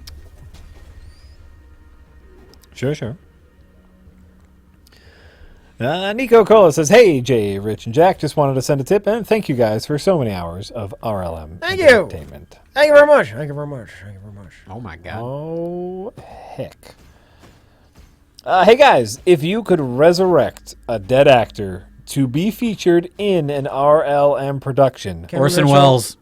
Oh! Who'd you say? Cameron Mitchell. Cameron Mitchell. Ooh. Cameron Mitchell or Orson Welles. That's a tough one. and there you have it, by the way. That's RLM in a nutshell. That your two conversation right here embodies perfectly the duality of Red Letter Media. An actor most known for how horrible and drunk he is. Well, that's kind of Orson Welles towards the end, too. Well, sure. Or the man who single-handedly had one of the greatest influence on modern-day filmmaking. Who are we going to have in our movie? I can't decide. I can't decide. Let's flip a coin. And we got Scott Baio. I don't know how we got Scott Baio, but he's still Scott Baio's still alive. He's still alive, yeah. Is he? Technically. Does he still act? I have just no Let's idea. look up Scott Baio. It was just the weirdest reference I could pull out to make the joke work. He's hoping for that Joni Loves Chachi revival. Right? Scott Baio. What's He's he up to alive. these days. Yeah, he's alive. He's only 55. Oh, he's on a TV show. What? A Nickelodeon TV show called See Dad Run. Is he the dad? He must be the dad. Of course. It would be really embarrassing if he was a kid.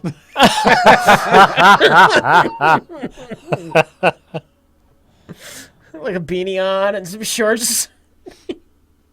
Oh, and of course he was on Arrested Development, but that was a while ago now. He's Rob Blah Blah. He's blah, blah, blah. That was close to 10 years ago now, right? When that show was originally on? Absolutely. Absolutely. Blah, blah, blah. Blah blah blah.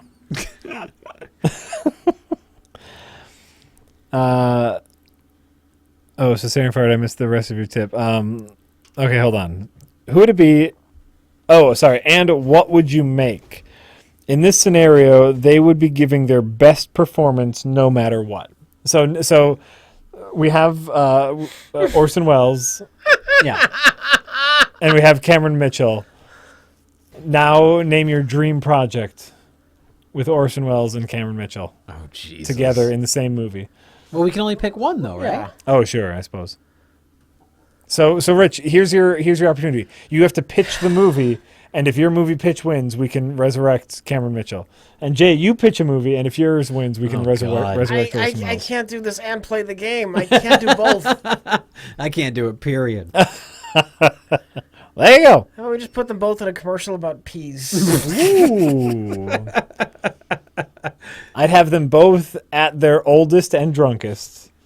Okay, I would, in either case, either actor, I would want to do a shot-for-shot remake of Citizen Kane.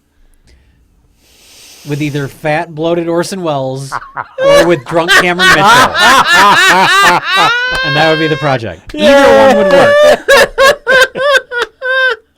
Yeah. That'd be great. First of all, make $1 million. Yes. Only $1 million? Are you kidding me? Make $1 trillion. Let's see here. Hey Jay, how much equity share in Red Letter Media does this tip buy me, and what is the company strategy for an exit? 0.0%. There you go. And our strategy for exit is usually to leave through the door. Yeah. Sometimes we leave through the other door, but Probably drug overdose. Well, in your case, who's ever asking the question, just close your browser. that's your strategy for an exit? Yeah, absolutely. That's a pretty good one. Well, what's our exit strategy? How do we think RLM is going to end? In a horrible disaster. Heart attack on the toilet. For me. I was going to say, that'd be weird if it happened to all of us. At the same time. Yeah. The Taco Bell. No, we'll be filming something very dumb. And something will go Something very will go wrong. horribly wrong. Yeah. Offended one too many people. Do you guys like Alejandro Jodorowsky movies? Jodorowsky. Jodorowsky. Jodorowsky. I've heard it pronounced several different ways. I do. I'm probably the only one. I know Mike hates El Topo. He hates El Topo. I like El Topo, but I like The Holy Mountain more. I still haven't seen. I have the Blu-ray of his most recent movie, but I haven't watched it yet. The Dance of Reality. And I like Santa Sangre quite a bit. Wow. Nerd. That's pretty much all of his movies. He only made a few. So yes, Jay likes it. I do. I like The Holy Mountain a lot. I actually got to see a 35mm print of The Holy Mountain a few years ago, which was neat. Did I come from here? I think I came from here. Nerd. So what? Nerds the only minority group that nobody gives a shit about. You can say anything offensive about nerds. Nobody really cares. Look at the Big Bang Theory. Nerds are no longer Nerdsploitation. a minority group. Nerds are the everything. Are the everyone. There's something nerdy. Nerd is the new thing. Everyone is nerdy about something. You can But then they call other people that are into something different than they are. Those are the real nerds. So it's just nerds calling other nerds nerds. Yeah, it's Quite frankly, nerd on nerd violence. Nerd on nerd violence. I find Revenge of the Nerds to be highly offensive. That's because of all the rape. Highly offensive. Technically, there's only one rape. Sure, and then some other sex crimes, but only one rape. There's only one real rape. That's a real shame. I was thinking about that recently because I loved that movie when I was younger. Oh, sure. And It's there super really funny is a lot when you're younger. There's a lot of heart in that movie. Like there seems to be a genuine affection for those characters. Yeah. And I like that their frat is so inclusive. Yeah. Like it's not just one type of nerd. But you have like there's the gay guy who's kind of an outcast, and then Booger isn't a nerd at all. He's just like gross and weird. Yeah. Like it's very like, that's good. But then, man, our main character just rapes a woman. Just straight and up. they spy on naked women and take photos of them and distribute them to people in public. Take their underpants and just straight up rape someone. Yeah, Like, yeah. She has no idea that she's having sex with him. Right. It's such a shame because It so much of really that is. movie is so good-hearted, and then there's that, Agreed. which I guess seemed more innocent in the 80s, but that has aged so No, it was horribly. no whimsical rape riot. It was. It was lighthearted and back in the good old 80s where rape was okay because she enjoyed it. Exactly. Like, and Well, that- she learned that nerds are great lovers. Exactly. if you have to trick them into having sex with you, that's just what you got to do. Right. They'll like it eventually. As long as they like it. That was the actual moral of the story. It's okay as long as she liked it. That was me slapping my forehead. For the love of God, now that Jay is here, please ask him if he's seen The Witch. No. Good. I haven't seen The Witch yet. I want to. Great. I missed it in theaters. I'll watch it when it's on VOD in a couple weeks. There we go. Regarding Close Encounters, I say cerebral in the sense that music is used to communicate with an alien race and that the film suggests music, or at least musical tones, are a universal language. Is that really cerebral? I don't really think that's cerebral. I think that's just like a shtick. Sure, whatever you say. Okay. Sure. Now stop bugging me, kid. It would have been cerebral if musical themes were used throughout the movie. Like, let's say, like, musical cues were used to help Mr. Holland, Richard Dreyfuss. I forgot his name for a moment, so I could only call him Mr. Holland. Like, if musical cues helped Richard Dreyfuss, like, understand the purpose, then it would have been like an overarching theme. Then you could have called it a little more cerebral, but it was just like, the thing at the end, the aliens have music, great. I don't know. Maybe musical themes did play an overarching role, but I'm not remembering. I haven't seen that movie in so long. I don't think so. It's a neat movie, and sure. I think it's cool. I like the idea. They talk about because it was like 100 different people got like infected and needed to go to the mountain, and I liked their like sperm analogy where like we send so many and just the one will make it. And it's like, oh, that was neat. That was neat. It's a great movie. Hey Jay, says Anonymous, I was at B-Fest this year and watching Roar in that room was a truly magical experience. That was amazing. Definitely going back next year. Thanks for the Half in the Bag episode about it. I immediately, when I got home, I bought the Blu-ray of Roar. And I was like, I need to introduce this to as many people that I know as possible. Why haven't we watched it? We will eventually. Well, I let someone borrow the Blu-ray and I haven't gotten it back. Oh, jerk. Yeah. That was it Rich? It wasn't Rich. Oh, okay, good. I wouldn't be asking about it if it were me. I didn't. Maybe that was the thing.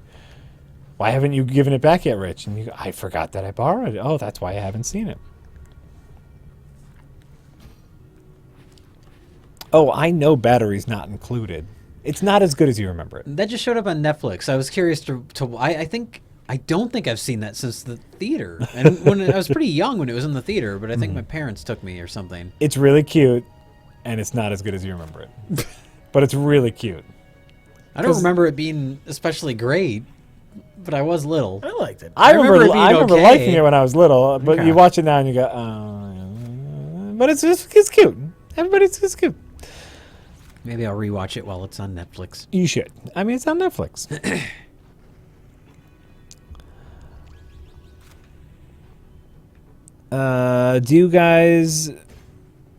Did you guys see the leaked airport fight scene from Civil War? No. Because you know why? I'll see it. I'd rather see the movie. Like, why watch it on a YouTube video when it's like as big as your thumb and you can see it in the movie theater as when it's as big as your house? I heard the latest X-Men trailer is very spoilery, so I've avoided it. I haven't watched it. I heard it's very spoilery. I have not seen it. Here's what I heard. They announced that they were going to reveal someone in the movie who you might not have known was in the movie. Oh, okay. They were going to reveal a mutant that was in the movie. And I said to myself, it's going to be fucking Wolverine. And I haven't seen the trailer yet. Oh, okay, so you're just assuming it's Wolverine. But I bet my fucking life it's Wolverine. Oh, surprise, surprise! Wolverine's in an X-Men movie. Fuck you. Chad, I don't know what I'm doing right now. I'm looking for something I've missed. Gotten myself lost. I haven't done this section in a while.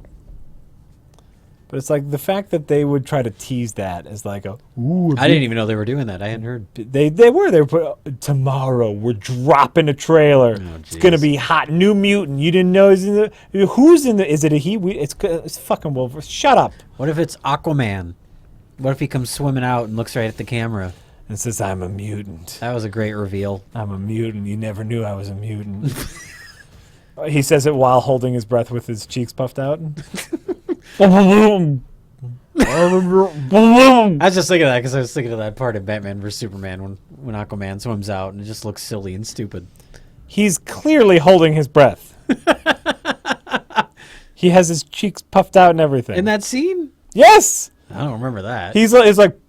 I'm guessing they didn't even film it underwater. He has his cheeks puffed out. It's ridiculous. He looks ridiculous. I agree, he looks ridiculous. And he's staring at the camera for like 2 minutes, like he doesn't know what a camera. If you fuck out, kick it under, you know what a camera is. Stupid movie. What does that mean, Anonymous? It's pure Kino. Do you know what Kino means? Kino? I have no idea. Well, you know what? I'm going to Google that because I want to know. I want to know what kind of dumbass things you're typing here. Kino. That can't be right. Kino is a gum obtained from certain tropical trees by tapping. That's probably what he means. Used locally as an astringent in medicine and in tanning. What? What the fuck are you guys typing? Some bullshit. I'm sold on Civil War. I like the Marvel movies. I think they make good movies. Like I saw the trailer, and I don't care. But I always hate that like leaked footage. You could watch a little bit of the movie now. Why? Yeah. If it's good, then I just ruin seeing it in the theater. Right. And if it's bad, I probably wasn't going to see it in the first place. That's why I was disappointed that they revealed Spider-Man in the last trailer. Like, I understand from a marketing perspective why they would. Sure. But just imagine how much more exciting it would be if you went to see the movie. Like, obviously, people that are really into these movies already knew he was going to be in it. But a general audience goes to see it, and it's like, oh, Spider-Man. Fucking Spider-Man. It'd be so exciting. You know why? Because the general audience is more likely to see it because if they know he's in it. Yeah, that's what I mean. It's from a marketing perspective, but still, like, from a creative perspective, it'd be more exciting as a reveal. Yeah. Yeah, maybe. We still don't know when he's coming in. Sure. But I mean I agree with you. It was still just neat to see him in the movie. And he says, "Hey guys." And he sounds like a little kid. He sounds like a little kid. It's great.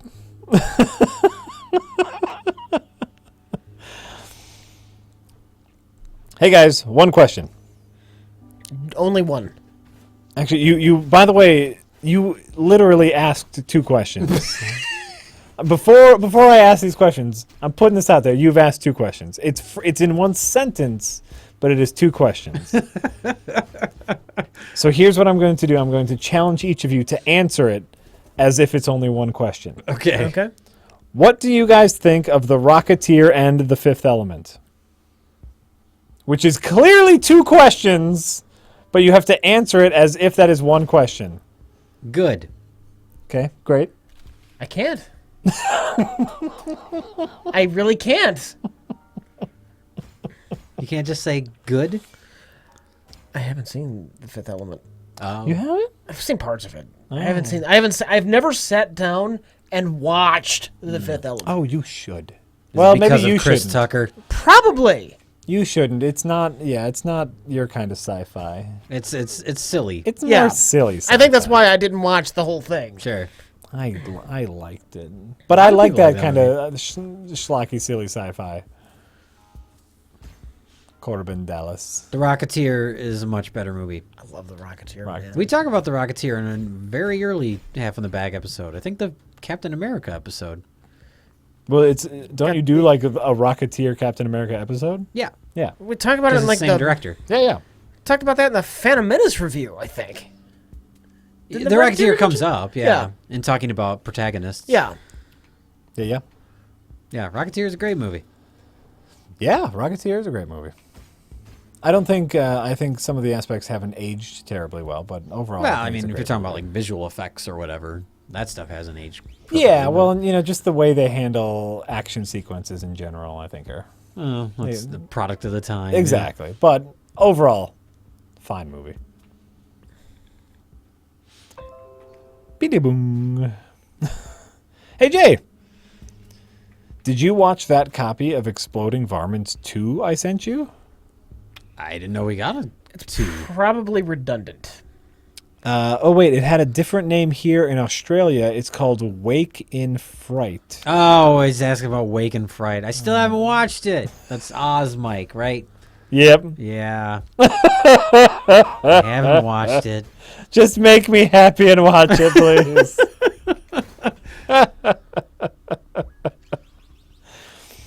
That was a subtle. That was a nice way to get you back in there. That's great. If you find a copy of Exploding Varmints 2, don't bother sending it in. Yeah, there's no reason to do it again. Every now and then we get like multiple copy, like a series. There's a series of like videos, and we get the whole series. We only really need one of them because Yeah. we're not gonna do multiples.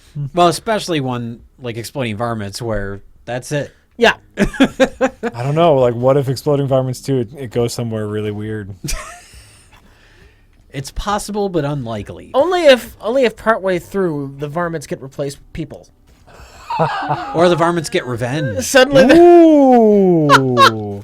not if it's suddenly they're just on like the streets in like Detroit or something. Well, that's the next level. You start with animals, and then you start going after people. The human garbage. What are these parasites? The real varmints. Our man. Anonymous says everything in the shitty leak was better than Batman vs Superman, picture quality and sound design included in the YouTube. You know how we feel about that. You know how we feel. What leak? What was this? The Civil War airport sequence Oh. leak. Well, these leaks are never really leaks. The studio's releasing this shit to generate hype. That could be. That almost certainly is. It It's how long before the movie shows up in theaters? It's a week, like a a week and a week. half. It's I'm sure. Oh, it was completely accidental. Oh, I don't know. no. The way studios are about like flagging stuff on the internet, I would doubt that they released a shitty version of a scene. If they're going to release anything, it's going to be a good quality version. I haven't seen it, so it's shitty. Well, It's like I'm assuming if they say bootleg, it's like probably like. Well, no, not they're saying leak, and they're saying it looks nice. Oh, really? Yeah. Yeah, Oh, so- okay. So it could be. Well, maybe. I don't know. It wouldn't surprise me if a studio leaked it, but I Why would they leak it though when they can just release it as a clip? because if you release it as a clip, it's just another promotional material. No. Oh, the studio's going to spin that promotional material, but if it's a leak, ooh, that's a genuine. you have to I pay guess. for an ad. You don't have to pay for a bunch of people to spread something around on Facebook. This is Yeah, true. if they think they're getting away with something, oh shit, man. Well, you don't have to pay to post something on YouTube though. True. A studio could just post a clip. There's a viral mentality. When someone knows that they're being advertised to, they are less likely to share it. Yeah, that's true. Even if they would enjoy it the same and they would normally share it, if they think it's an advertisement, then they don't feel like they have to share it. It's a whole thing. Do you guys need a copy of McBain, the movie that has Christopher Walken going Rambo on the entire nation of Colombia? Do we need that, Jay? We don't have a copy of it. Oh, well, there you go. Is that's not the same movie with Gary Busey, is it? I don't know. Jay, have you ever played the 2016 video game Hyper Light Drifter? No. Oh, okay. Here, push a button. Okay, yeah. Okay. Oh my God. Jesus. Yes, Jay has played Hyperlight Drifter. Great, there you go. What did you think of Hyperlight Drifter? Oh, it was the controls handle really well. That's great.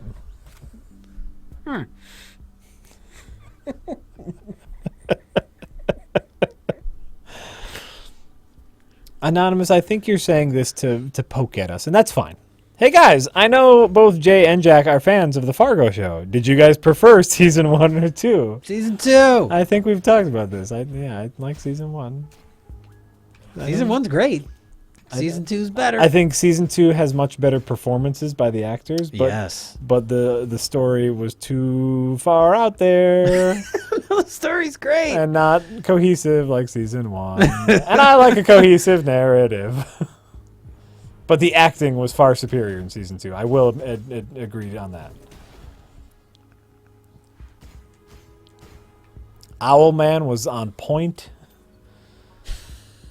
Was that his name? Owlman? Who's Owlman in Watchmen? Night Owl. Night Owl. Night Owl. Oh, Patrick Wilson's the actor's name. Patrick Wilson was great. Kirsten Dunst? Kirsten Dunst was on it. And Ted Danson was great.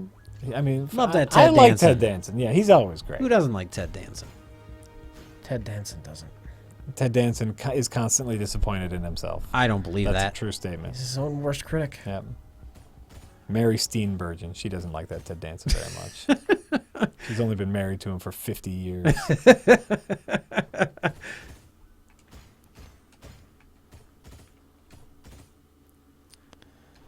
That fella from Burn Notice was great. I love him. Oh, yeah, that guy. Loved him in that. He was perfect.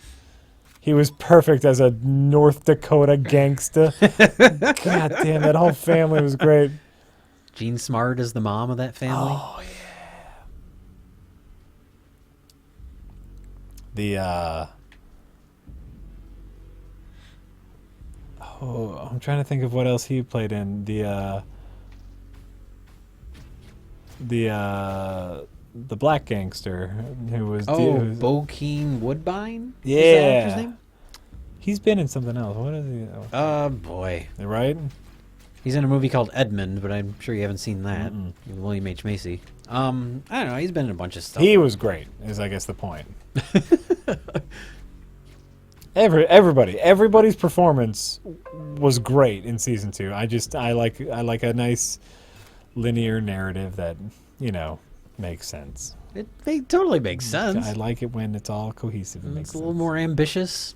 Not Bruce Campbell from Burn Notice. Although Bruce Campbell is in Fargo season 2, briefly. Oh, touche. So it's a Burn Notice reunion. It is. I don't remember his name, and I've seen every episode of Burn Notice. The actor? Yeah. So I should know his name. I'm just terrible with names. What is his name? I think I know it. Was Bruce Campbell a co-star in Burn Notice, or was he just kind of a reoccurring character? No, he was like the second lead. He was a. There were 3 leads to Burn Notice. I've never seen an episode of it. I feel like I should, because Bruce Campbell. And Bruce Campbell is very fun in it. Gavin? I want to say Jeffrey Donovan. Ooh, nice. That's his name. He was in Book of Shadows, Blair Witch Project 2. Nice remembering, Jay. You pulled that out of some gray matter, motherfucker. Going deep. Which, for the longest time, the first few episodes of that Fargo, he'd show up, and I was like, where do I know that guy from? I couldn't, and I know he was the lead on that Burn Notice, and that's what I was thinking of, but for whatever reason, I could not picture who he was. Oh, sure. I was like, this guy's great, and I know I recognize him, but I can't picture from what. No, like Burn Notice is fine if you like that sort of procedural, like. That's the thing; it's not my type of show, right? But Bruce Campbell. But Bruce Campbell, yeah. Wait, like a procedural, like a. Not like a crime procedural. It's like an, it's like a procedural with criminals. Okay. Where much like a cop procedural, where they do kind of the same thing every week with a different bad guy. Mm-hmm. They do the same thing every week, but they are the bad guys, kind of, but they're also the good guys. Not a procedural as in they are going through police right, procedures. That's what yeah. When I hear that word, that's what I think of. Sure. I'm with you. It's a mom show, like Criminal Intent. Yeah, kind of. It's a dad show. It's a mom show, like a dad show. Smorgaslord, please don't play WWE 2K16. You'd have to invite Josh, and he seems very particular about what he does on his fucking Sundays.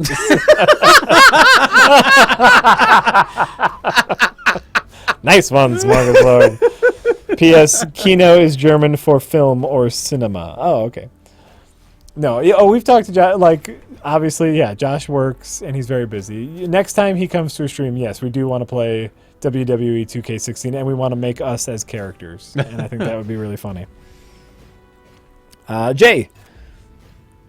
The answer is going to be no, and you should know this, Epic Monster Morale Mushroom. Jay, have you seen the video where the angry video game nerd... Do I have to continue? The answer is going to be no. Yeah, exactly. I was waiting for you to finish, but I guess, yeah, it'll be no. I have seen a couple things by him. Oh, okay. Have you seen the video where the angry video game nerd makes Lloyd Kaufman play shitty Toxic Avengers games on Nintendo? No. He ends up taking a giant shit on the games, literally. Oh. I'm sure that's what happens. Okay. No, I haven't seen it. I knew that. Kino is the word for film in Germany and Russia. Oh, pardon. Oh, and Russia. Oh. So when someone was saying, that the airport fight was pure Kino? They're saying that's top-notch cinema. I think so. Okay. Got it. Well, great. I am exactly as hyped as I was to see it before. So it didn't do its job. But I'm already very hyped to see it. So it did an unnecessary job. It was vestigial. Guys, love the new Plinketto device, but the new episode was one of your weakest entries. Yeah. You are wrong. Polarizing episode. Oh man, I thought it was one of our funniest. Yeah. And that's obviously you hear a little bit of me laughing behind the camera, but I was laughing a lot behind the camera. Well, and I think it was one of our funniest because we had so little to talk about in the movies, and so we just had to we had to make bits. Are there just a ton of people that only want to hear us talk about the movie and they don't like the jokes? Maybe. Is that a thing? Apparently half. Half of them. Well, you know what? There's 38 other episodes where we talk about the movies. And there will be plenty more. I laughed very hard at this episode. Let's see here. Jay, how do I get my friends who mostly watch dumb mass market movies? How do I get them into intellectually challenging films like 2001: A Space Odyssey? You just don't. Trust me, I've been there. People are into what they're into. Mm-hmm. Try to find your middle ground. Maybe you should be worried about how you can be a good sport and watch dumb movies with them if that's what they're into. Just think about how superior you can feel now, though.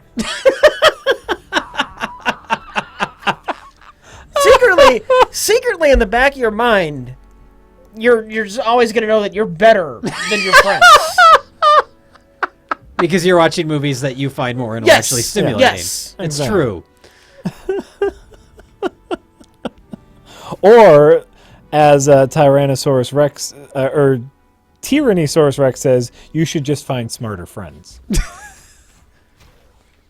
That's difficult. Yeah, that is difficult. And then if they're too smart, you feel like you're the dumb one. Yeah, that happens too. And then you just need to accept that not all of your friends are going to be into the same things as you, and that's okay. I don't have a single friend that is into horror films the way I am.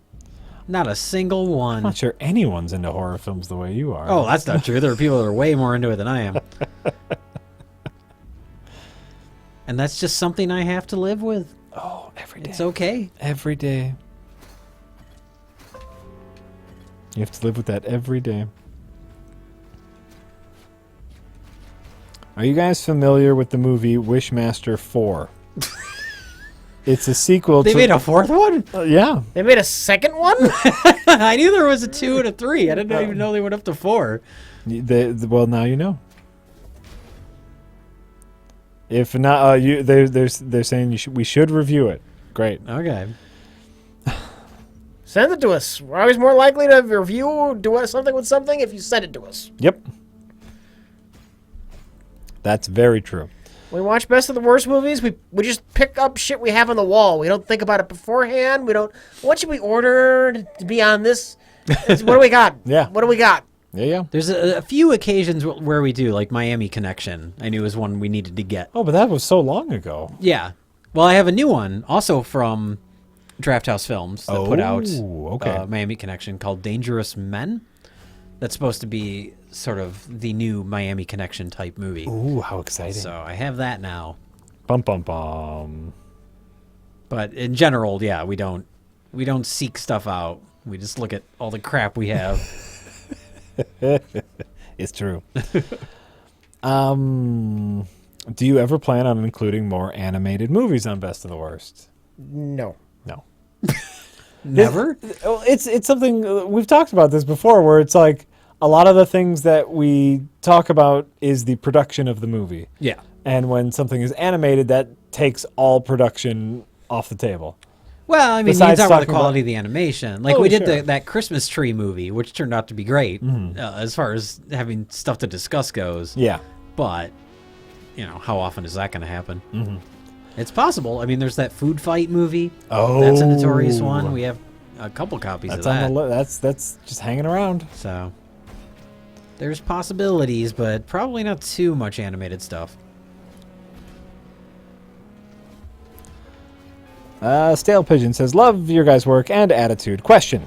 What movie, if any, do you wish you could experience again for the first time? The Room. That's a good choice. I had an answer for that somewhat recently. Okay. And now I don't remember what it was.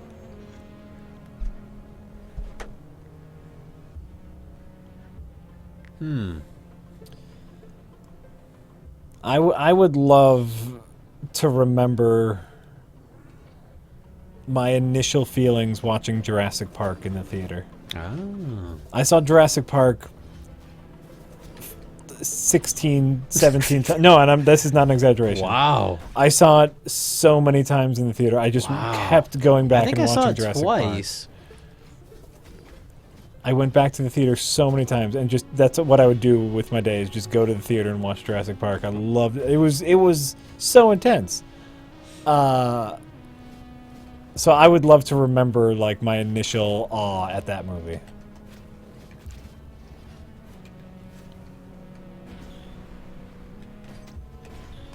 That's my answer. I'm trying to think of Jay's an answer. thinking. I don't know. I don't know.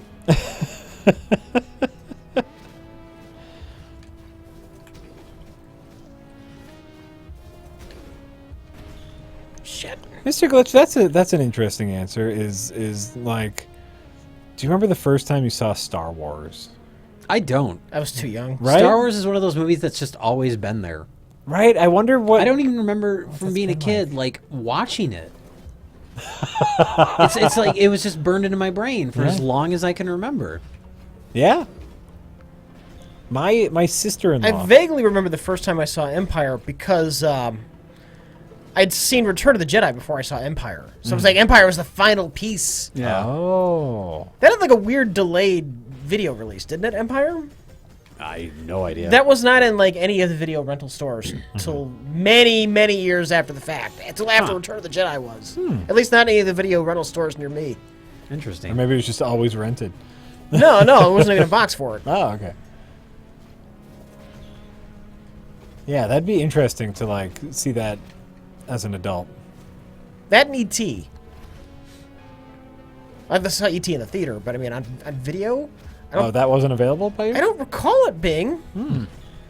I was pretty young, so I'm sure I'm wrong about a lot of things. While Rich is really old. Yes, I'm really old. We're all really old at Red Letter Media. You should be so fucking lucky.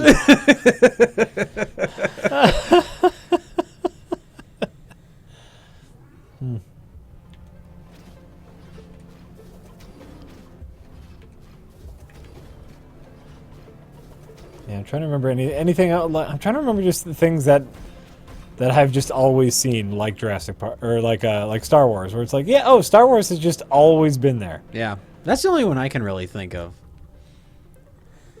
Huh. Well, one that's had like an impact where it's like you remember everything about those movies. Yeah. I know I don't want to say grew out of it, but I went through a phase where I wasn't watching like movies like Star Wars, like the kind of bigger stuff. Yeah. Right around the time I was starting to watch like Clerks or like Pulp Fiction. I got a little bit snobby, so I didn't watch stuff like that. But then, like a little, like maybe a year before the special editions came out, I rewatched the Star Wars trilogy, and I hadn't seen it for a number of years. And so it was almost like rediscovering it, where it's like, these are great. Like, why wasn't I watching these for a while? I was so dumb. I was so dumb when I thought I was so dumb. It might have been the same. It might have been when I heard the special editions were coming out. I was like, well, I want to rewatch these before I pay to see them in the theater again. Right. I very clearly remember my first watching of Clerks. Because I was not excited about the idea. My cousin pitched it to me. We would always watch movies together. And he pitched it to me. He's like, it's about these guys, and they work at a convenience store. I was like, uh-huh. And he's like, they play hockey on the roof. He was a horrible pitch, first of all. And I was like, what? So it's a movie about hockey? Exactly. He's like, no, it's not. They just talk about stuff. I was like, what? No, I don't. I was like, I don't want to watch that. This sounds like a dumb idea. He's like, I already rented it. Let's go. So I remember very clearly the wonderment of watching Clerks for the first time in high school in my living room. That was great. That was great. You loathed watching it your first time? Oh, I was in... What? People can make a movie like this? The movies did not exist like that. Yeah, at that time especially. Oh, God. You mean you could just make a movie where you gibber about Star Wars and shit? What?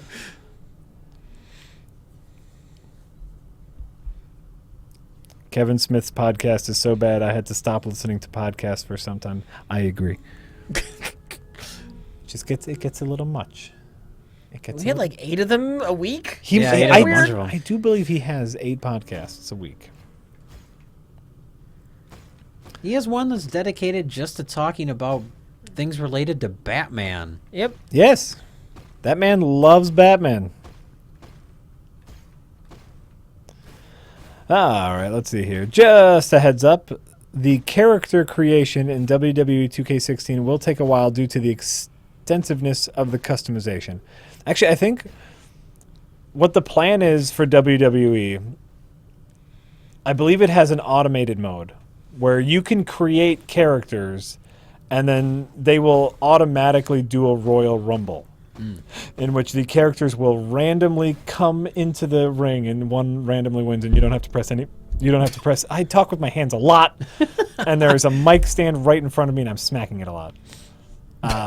So you can set up an auto Royal Rumble and the characters fight without you having to press a button. So I believe actually what the plan is just for us to make the characters and then gibber about stuff while just watch them fight while the characters fight. Have they ever made a wrestling game that acknowledges that it's fake? Where like the gameplay involves faking the fight. Ooh. Like before the match, you get like the designated orders, like, well, you have to lose and you have to go down after he does this move on you. And the object of the game is try and stick as close to what you're supposed to do. And just to get that crowd amped up, maybe. Yeah. And you could have like a dialogue tree where you talk with your opponent about who wins and who loses. What move are we doing next? And then if you fuck it up, you do like the wrong move, like you say, I'm going to do the pile driver, but instead you do like the backbreaker. Maybe you accidentally like injure somebody, and that's a whole. There you go. That'd be great. That would be great. You can actually create a bald guy in WWE, unlike Stardew Valley. God damn it. Baldists. Somebody has to have done this, though, right? What? A wrestling game like this? I don't know. Probably, I'm sure, certainly not with the WWE logo on it, but... No, I mean, I don't pay that close attention to wrestling games.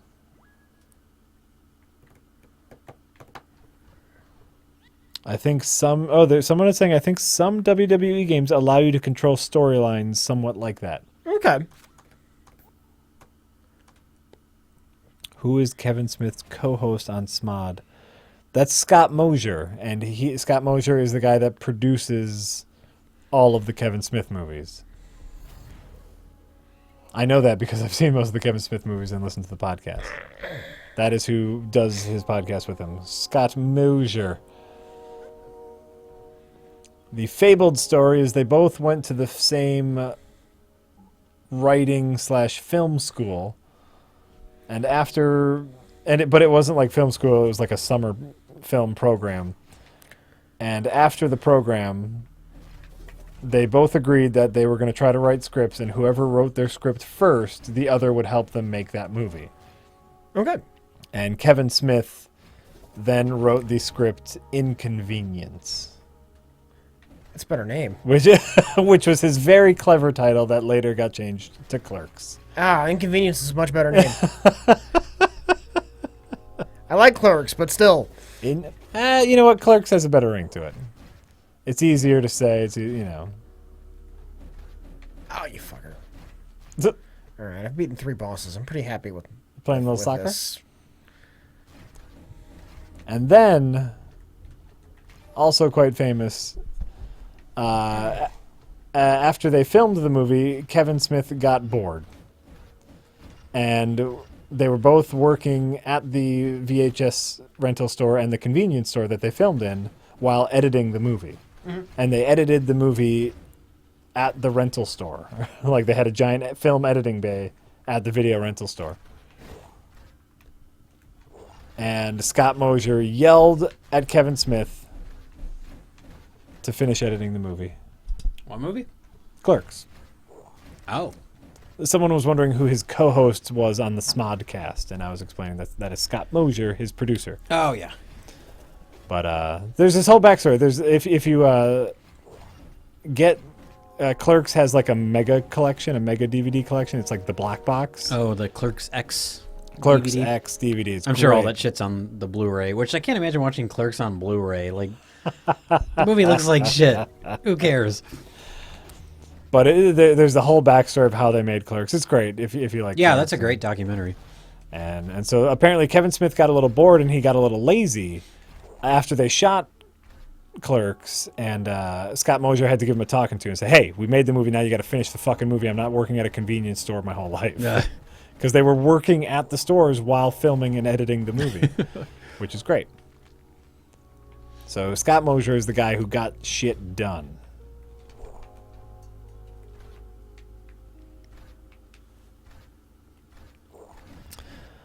Let's see here. Did someone mention Ice Pirates? That amazingly funny bad film needs to be on the next Best of the Worst. Please.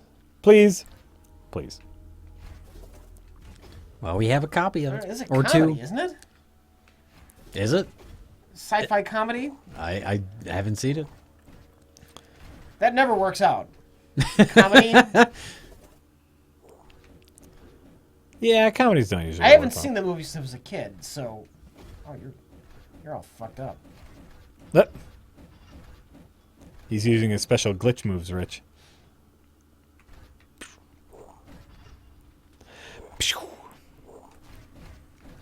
A little bored, a little lazy. Sounds like 98% of modern Hollywood. You know, yeah. You know. He just, he needed a little push. And Scott gave him a push. And sometimes everyone needs a little push. Hey, get your shit together. That's what you need sometimes. You need someone to say, hey, get your shit together. That's what a good producer will do. Oh, Rich, you lost. Wait, this is a soccer game now. Yep. If you guys did a Best of the Worst of Ice Pirates, you would also need to do one with Wishmaster 4. What would be the connecting factor? They want to see Wishmaster 4. As they want to see us do Ice Pirates and Wishmaster 4. The connecting tissue is people wanted us to do these movies. Even I didn't know there was a Wishmaster 4. I can only assume that's about an evil genie. Yeah. I mean, I've seen the first movie, so you make a wish and he finds a way to twist it into something, deadly or whatever. Oh, is that what the Wishmaster series is? Yeah. I can't believe they made 4. The first one's not even very good.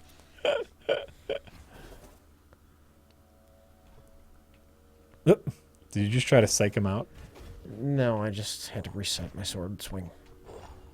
Oh. You little That little punk? shit. Where's the red flag on that?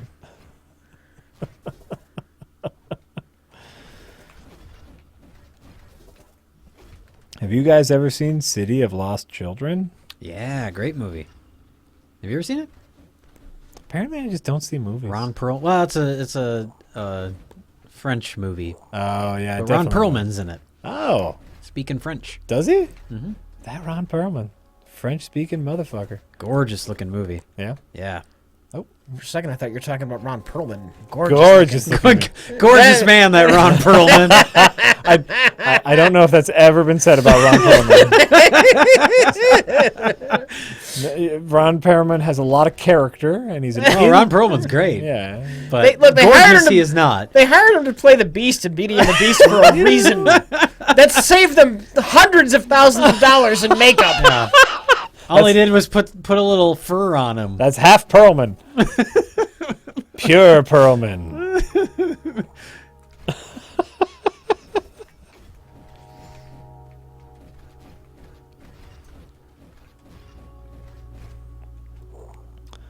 The riddle of steel. I think we've said this story before, but I'll try to repeat it in a concise fashion. What story? The story of how we all met. Oh, and it's just dumb.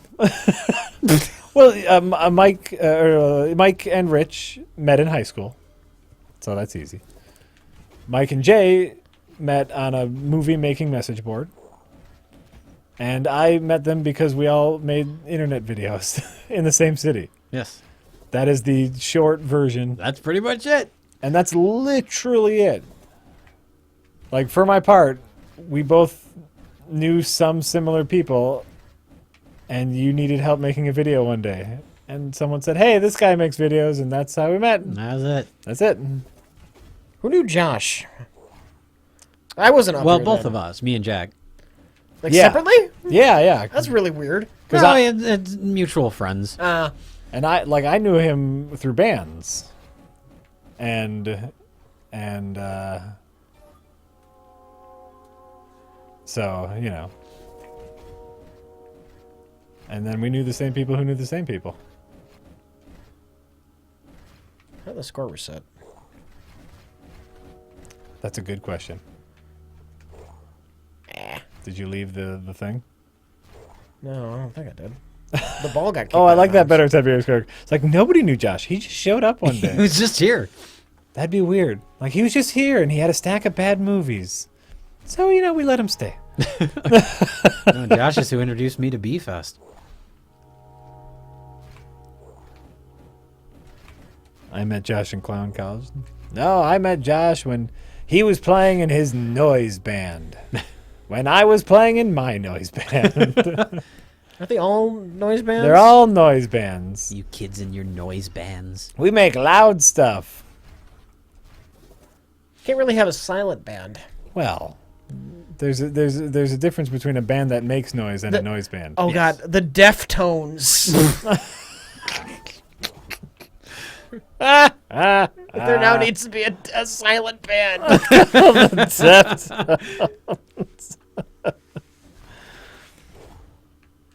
The real. Oh yeah. We all got to go to bed. It's getting late. Yeah, we're leaving soon. Great. I'm just goofing around with soccer. I'm done. I see that. I beat some bosses. I'm happy about that. Great. It's called what? What? What? What is this? Oh, that's what that. Okay. Okay. Well, we're gonna leave now. We're gonna stop streaming. We don't have Rich is streaming on Windows 10, so we don't have the Twatcher running. but we'd like to spend some time and thank all of our subscribers. We are turning on our ad-free function, so anyone who subscribes to our channel will no longer see ads when they watch our content. And thanks for coming out tonight, everybody. Have a nice night.